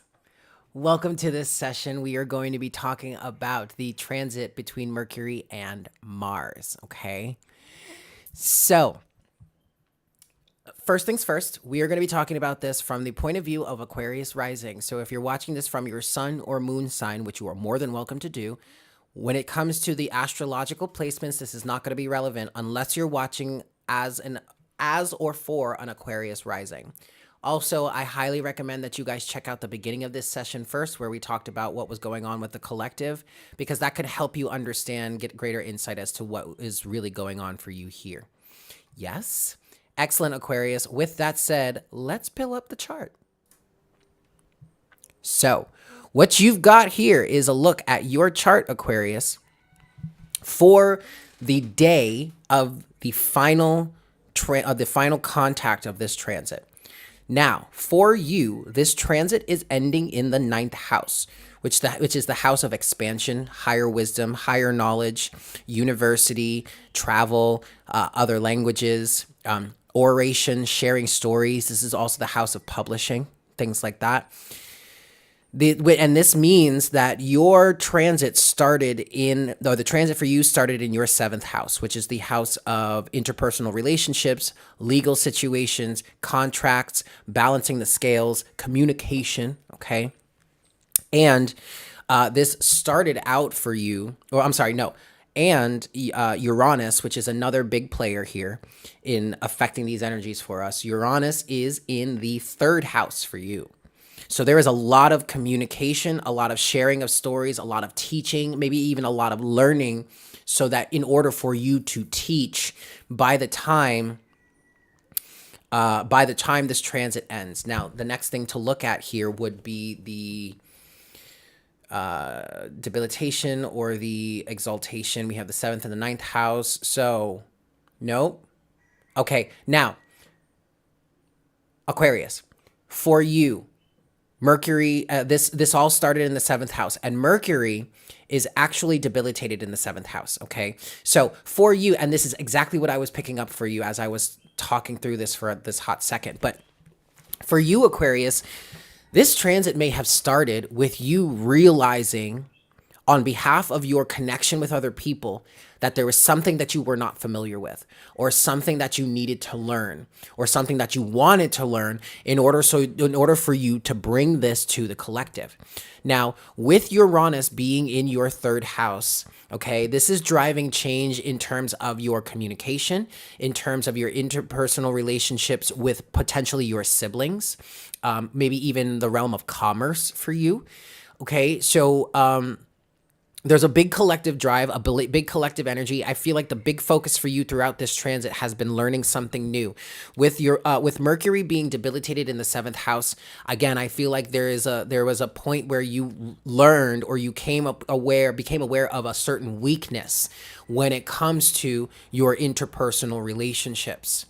A weakness in the way that you communicate, a weakness in terms of something that you need to learn or haven't been aware of before. And that maybe this is something that has been allowing you to ultimately to reemerge from this transit and communicate with people in a different way. Because also the second point of this transit for you happens in the 8th house. And that could be where certain personal things are coming up that are allowing you to gain the insight on what it is to work on, so that you can be a better orator, a better teacher, a better listener, a better communicator, a better relator, okay? Relating to people easier or better, in a better way, okay? So your weakness here, I really feel like your weakness here could have been an understanding of how you just weren't relating to people well enough.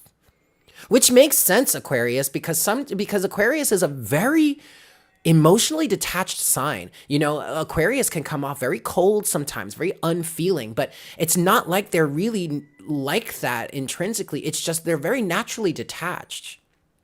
So really, especially if you work in the realm of other people, because also the 9th house can relate to the business that you do with other countries, with other religions, with just a community that is foreign to you or alien to you. Whereas the 3rd house, which is where Uranus is, could translate into the business that you do with your immediate environment, or with the environment that's familiar to you. So this could really be expanding your business, the way that you do business. If you're really in business of the public or the collective, this could really be an excellent point. Not to say that it hasn't been a difficult thing for you to deal with, okay? Especially if you're having to bring more emotion into it, especially if at the second point of this transit, which happened in the 8th house for you, you started having to deal with some deep, dark emotions that maybe you pushed away for a long time. So I'm not going to say that this has been, really all that easy for you. Actually, let's look at the 8th house. Mercury is again weak in the 8th house for you. So Mercury, the realm of Mercury for you has really been taking a hit over this transit. Mercury is your communication style, your intellect. And then on top of that, if you are savvy enough, you might want to look at how Mercury is affected in your chart to begin with. If you already have a weakened or debilitated Mercury, this could have really been an extra difficult transit for you. But again, and just like for the whole collective, this is all about learning something new, just in terms of the fact that this transit involves Mercury, okay? This may have been really powerful for you, but really difficult. It's all worth it though, Aquarius, okay? Let's get into some tarot for you. 3 shuffles. 1 for my Aquarians. 2.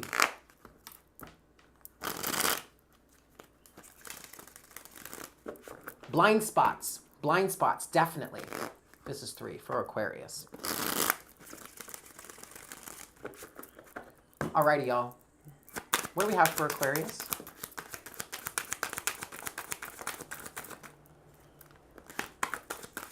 We're saying that's enough. Okay. Wow. All right, Aquarius. So last thing that I want to say, I want to point out to you before I switch the screen so you can really see the cards that I have here. Again, this transit ends for you in the 9th house. And the 9th house is ruled by Sagittarius. And Sagittarius can be a very idealistic individual. So can you, actually, Aquarius, with you being the ruler of the 11th house, which can be a house of ideals, okay? But ideals on behalf of the collective when it comes to the 11th house or Aquarian energy. For Sagittarius, it may be, which is the ruler of the 9th house, it may be more on a personal level. And what I'm hearing for you, Aquarius, is that this may be a lesson in your ideals or a switching up of your ideals. In some cases, this could be you needing to release a certain ideal that you held for the collective that really doesn't resonate with people. Okay, you are definitely having to leave something behind. Your overall energy in this, Aquarius, is the 8 of Cups to the Chariot, to the 4 of Cups, to the King of Swords. There you are, Aquarius. To the Queen of Pentacles, to the 3 of Wands, to the Sun. Wow, to the World. All right, so I don't know if you heard the rest of that clearly, but it really doesn't matter. What this is speaking to, Aquarius, is that yes, you're definitely having to leave something behind, and this is putting you in greater alignment, greater motion forward. This could be directly related to your life purpose with the Chariot here. And this looks like it's something that you've been avoiding for some time, for whatever reason, okay? This is, yes, okay, well, the reason here is because you identified with it. It was strongly relating to or strongly connected to your sense of self, Aquarius, which, let's look back at the chart, but Uranus is in is in Aries, which is adjusting or shifting or changing our alignment with self, our sense of self, is expanding our sense of self. On top of all of this, Aquarius, I can't believe I forgot to mention this, but Uranus is a planet that is associated with you. And so with the universe coming in, driving this change of the personal self, that might have been a topic of contention for you. This really may have been an affront to your to your sense of self, which could have made this even more of a difficult transit for you. You really could have been possibly taking this very personally. This is something you really have not wanted to let go of, Aquarius, but ultimately here you are again, King of Swords. There's a truth, there is a clarity, there is an objectivity here in terms of what it is you provide to the collective, Queen of Pentacles, and how you want to move forward. 3 of Wands, to the Sun, to the World, completion of that process. to the Page of Pentacles, Aquarius, a brand new beginning. Again, also with the Page of Pentacles here, this really could definitely translate into you changing your job, your career. Was that something that I mentioned for you, or did I talk to somebody else about that? I did talk to somebody else about that. But with the Page of Pentacles, I did get this feeling that this could translate into a new business opportunity or a new way that you associate with business, okay? But let's look at the cards that came out on the table here for you. You got two cards. One's face up, the other is face down. And keeping up with what I was channeling here for you, the card that's face up, that's on the surface, Five of Wands. There you go. This is the discrepancies in the ideal. This is you showing up in a certain way saying, well, the collective needs this, this, this, and this. But the collective you're trying to serve doesn't resonate with that. So this feels like, whereas you may have been trying to keep yourself on a certain level to approach the collective, that seems that that level was a little bit too high for the collective to really reach you. And so now you're having to, yes, okay, I did just hear you're having to dumb yourself down. That may have been part of the topic of the contemptive aspect to this. Oh, shit, I'm having to dumb myself down for these fools. That's toxic, Aquarius. But at the same time, it's really not about dumbing yourself down or really even watering yourself down. It's making it so that you are more reachable. We're not saying that you have to completely dive down to that level, but maybe you have to fine tune or adjust your ideals so that you are a little more relatable to people, especially the people that you want to serve, right? Now with this, the card that's underneath the surface is the Queen of Wands. Your alignment. These are, in fact, your ideals, Aquarius. What it is that you truly align with. What it is that you feel you need to or want to bring to the collective. Let's get a little bit more. I want to clarify the Queen of Wands a little bit more for you. The Queen of Wands here for Aquarius.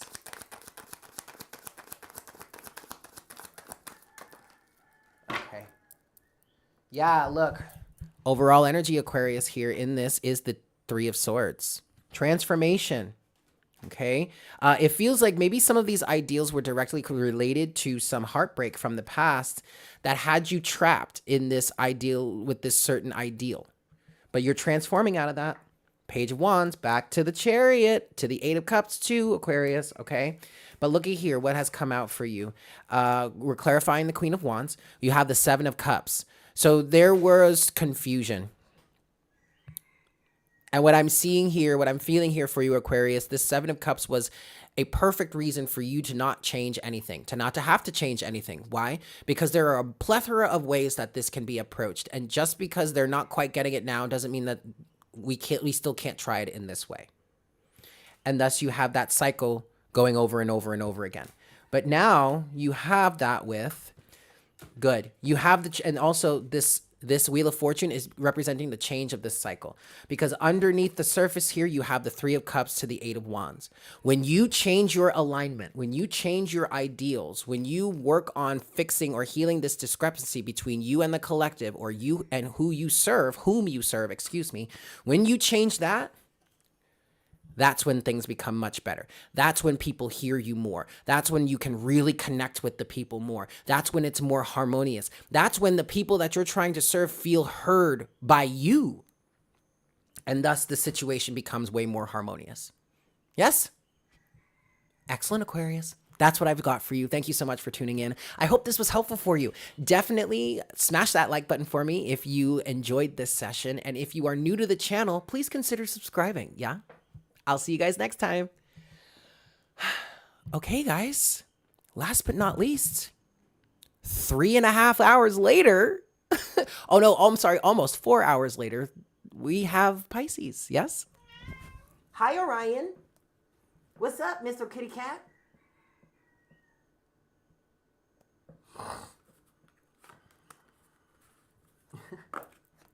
Yes. All right, guys. Damn, it's almost dinner time.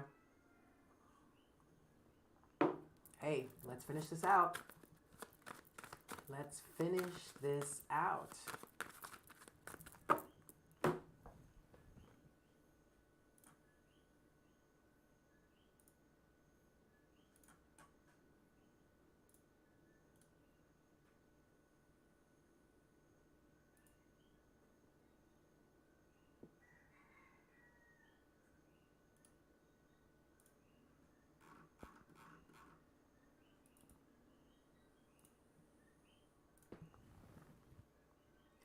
All right, kids. And also, guys, make sure to check back later. There will be timestamps for you to view. Yes?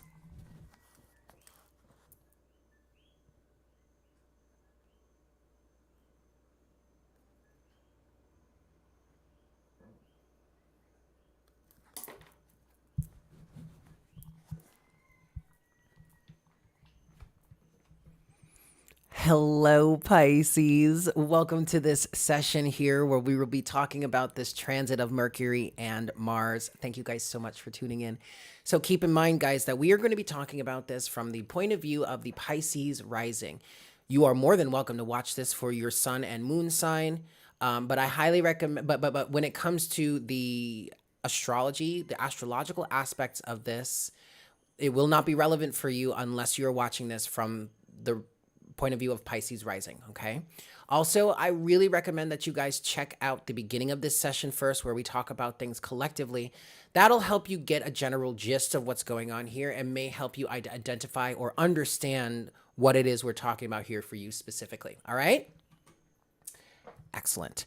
With that said, Pisces, let's get into your chart. All right. So what you see in front of you on your screen is the chart for you, Pisces, as a Pisces rising on the day of the last point of this transit. So that is November 10th. As you can see, your energies here, this transit is ending in the 8th house for you, which means that it's kicking off in the 6th house. And the other thing to look at here for you is Uranus, which is in the 2nd house. So Uranus is influencing this change in your values. And with this, it starts off in the whole transit starts off in the 6th house, which is your house of health and well-being, your routines, the way that you serve the public, the way that you serve the collective, the ways you are of service. Now, with this ending in the 8th house for you, Pisces, I'm hearing this is quite transformational for you. Quite transformational. Bear with me, guys. I'm feeling through these energies here. I'm definitely getting energies, Pisces, of you doing things to improve on your healing or to improve on your health. There is a change in values here. And I just feel like with everything culminating in the 8th house of Scorpio, I think really the only element that is representative here or represents the 8th house is the transformation that happens here, the transformation that ensues. And this feels like body transformation. I'm hearing body dysmorphia. If any of you are struggling with body dysmorphia, I feel like that is the transformational process at hand. Because what I'm picking up here, Pisces, is that with this starting in the 6th house, this is bringing some elements of your health and well-being into the forefront of your mind. And so maybe you guys are, over the term of this process, maybe you guys are identifying some sort of body dysmorphia that you've been suffering from but it's been hiding under the surface. You didn't know it was there, or you didn't understand what was wrong. You couldn't put your finger on it. You're finally able to put a label on it. And we don't always like or appreciate labels, but at this point, it feels like it's something that's beneficial because that label will lead you to a plan of action to help you change it. So the transit kicks off in the 6th house, and that's where I'm hearing unconditionally loving energies come in, but that's where the realization of this need to transform your body, or this need to transform your relationship with your body, or this need to transform your routines comes about. The next step, which is around the 10th of October, I believe, is the second point of this contact. And for you, Pisces, that happens in your 7th house. So this is where I feel like you are going out and communicating with people, signing up with groups. I feel like this is at that point where you're really learning. Okay, you're gathering a lot of information, you're doing research, you're talking to other people that are sharing certain symptoms or certain similar situations. and you're learning about the process. And so then by the time the transit reaches its end, which is going to be in the 8th house for you, that's where I feel like this transformation really happens. And your situation is kind of similar to Scorpio's in this, I believe it was Scorpio, in the sense that by the time, was it Scorpio? There was another sign that I was talking to here where for them, by the time they reach the end of this transit, it's that they're ready to put something in focus. For some here, by the time we reach the end of this transit, you actively have something moving or flowing for you. Like something is integrated, it's second nature, you're good on it. For you, Pisces, and for another sign that I cannot remember now, this feels like the moment where you've uncovered something. And so once the transit ends, now you're moving forward with this sense of what is uncovered. But the process of the transit itself was you coming to terms with and learning about what this realization is for you. And by the time the transit ends, that's when you're starting to build your process here, okay? So for you, Pisces, this transit feels like a real learning process, just like for everybody else. But for you, it's an uncovering. It's about learning about the secrets or learning about what's hidden beneath that could be a detriment to you. And then by the time we reach the end of it, now you're in the process of building your process or building your healing from there. But this just feels like for you, Pisces, that this was a process of uncovering for you, okay? Bye, Tamika. It was good to see you. Or you're probably gone by now. Okay, anyway. All right, Pisces, let's get into some tarot for you here, yeah? Ooh. 4 shuffles. 1. 2.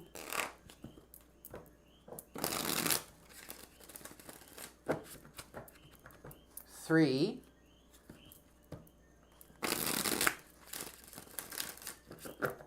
And 4.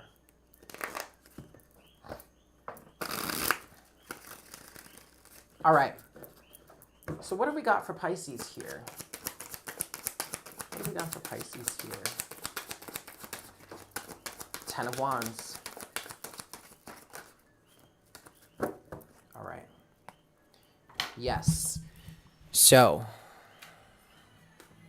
let's change our screen here.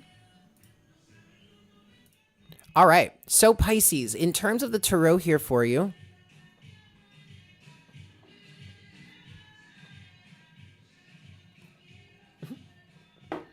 okay. So in terms of the tarot here for you, overall energy for you in this situation, Pisces, you do have the Hierophant.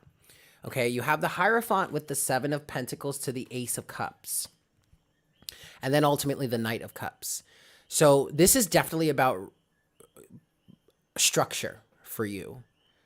I'm hearing Saturn. I heard Saturn-Uranus conjunction for you. But Saturn and Uranus haven't been conjunct for a while, and they're not going to be conjunct for a while. So I don't know why that came up.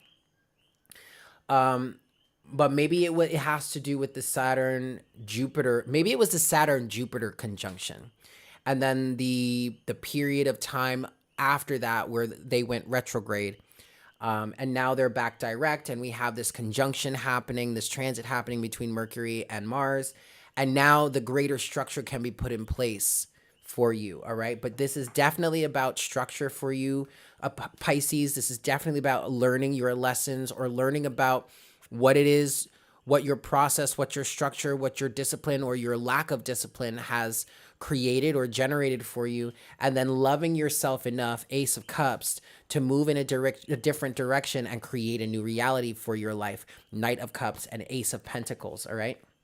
Now, the cards that have come out for you here, you have 2 of them that are face down. 3 of them have come out face up. So 3 of these energies are on the surface. First card that came out for you here, Pisces, is the 10 of Wands. So yes, you've been burdened by this. And some of what you've been going through, Pisces, has been a collection of the baggage and maybe even a coping mechanism for the baggage you've been carrying around for a while, all right? With this, though, Pisces, you have the Lovers with the 9 of Cups. So this is absolutely that moment when you choose whether to continue carrying this baggage, and maybe this baggage is burdens on behalf of other people. definitely that could be resonant for you. So it's the moment where you choose either to continue carrying this baggage or to pursue happiness. Nine of Cups, personal satisfaction and contentment. Okay. Two more cards here. They have fallen face down. Their energies underneath the surface. You have the moon with the Wheel of Fortune. Now, in terms of the Tarot, Pisces, the moon represents your energy. All right. So this is definitely a call to action for yourself. But also, I'm feeling like this moon energy is indicative of the eighth house, where this all culminates, where this all ends for you. And yes, by the time this situation ends, or by the time this transit ends, there will be an awareness. I'm definitely feeling like the moon here represents something being uncovered, and subsequently or ultimately the cycle changing for you, or at least you've come to an awareness that now you can do something with. Now you can really focus on, as things move forward, in really changing and healing this.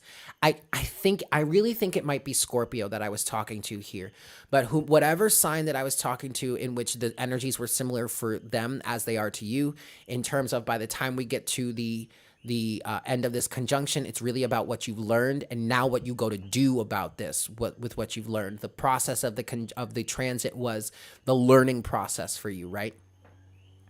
This could ultimately end up really taking shape or finding an end focus here by the time Venus finishes her transits. Because at the end of her transits, which are going to be at the end of her current transits, which does include a retrograde, that's going to be at the end of at the end of March 2022. But I feel like that is very much directly connected to what's happening with Mars currently, because at the end of that conjunction, at the end of that transit for Venus, she's conjunct Mars for a number of days. And I feel like there's this fusion between the masculine and the feminine, all right?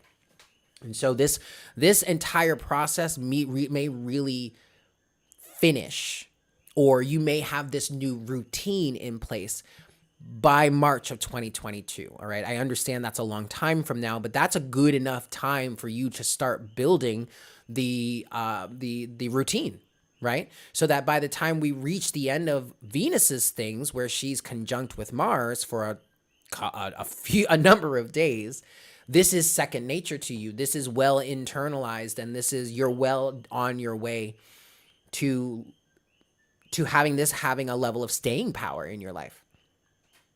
This change, this transformation. That's what I've got for you, Pisces. Thank you so much for tuning in. I hope this was helpful for you. Please make sure to smash that like button if this resonated for you, if you enjoyed this reading. Also, if you're new here, please consider subscribing, yeah? Okay, guys. All 5 of you that are left. There you have it. Thank you guys for tuning in. I hope this was helpful for you. I am going to go now because it's definitely been a 4-hour session, and I would like to eat and unwind and just relax. So I love you guys. Thank you all for being here. I hope this was helpful for you. Happy Saturday to you. Happy Halloween weekend to you. And I look forward to connecting with you guys again very, very soon. Yes? Take care. Bye.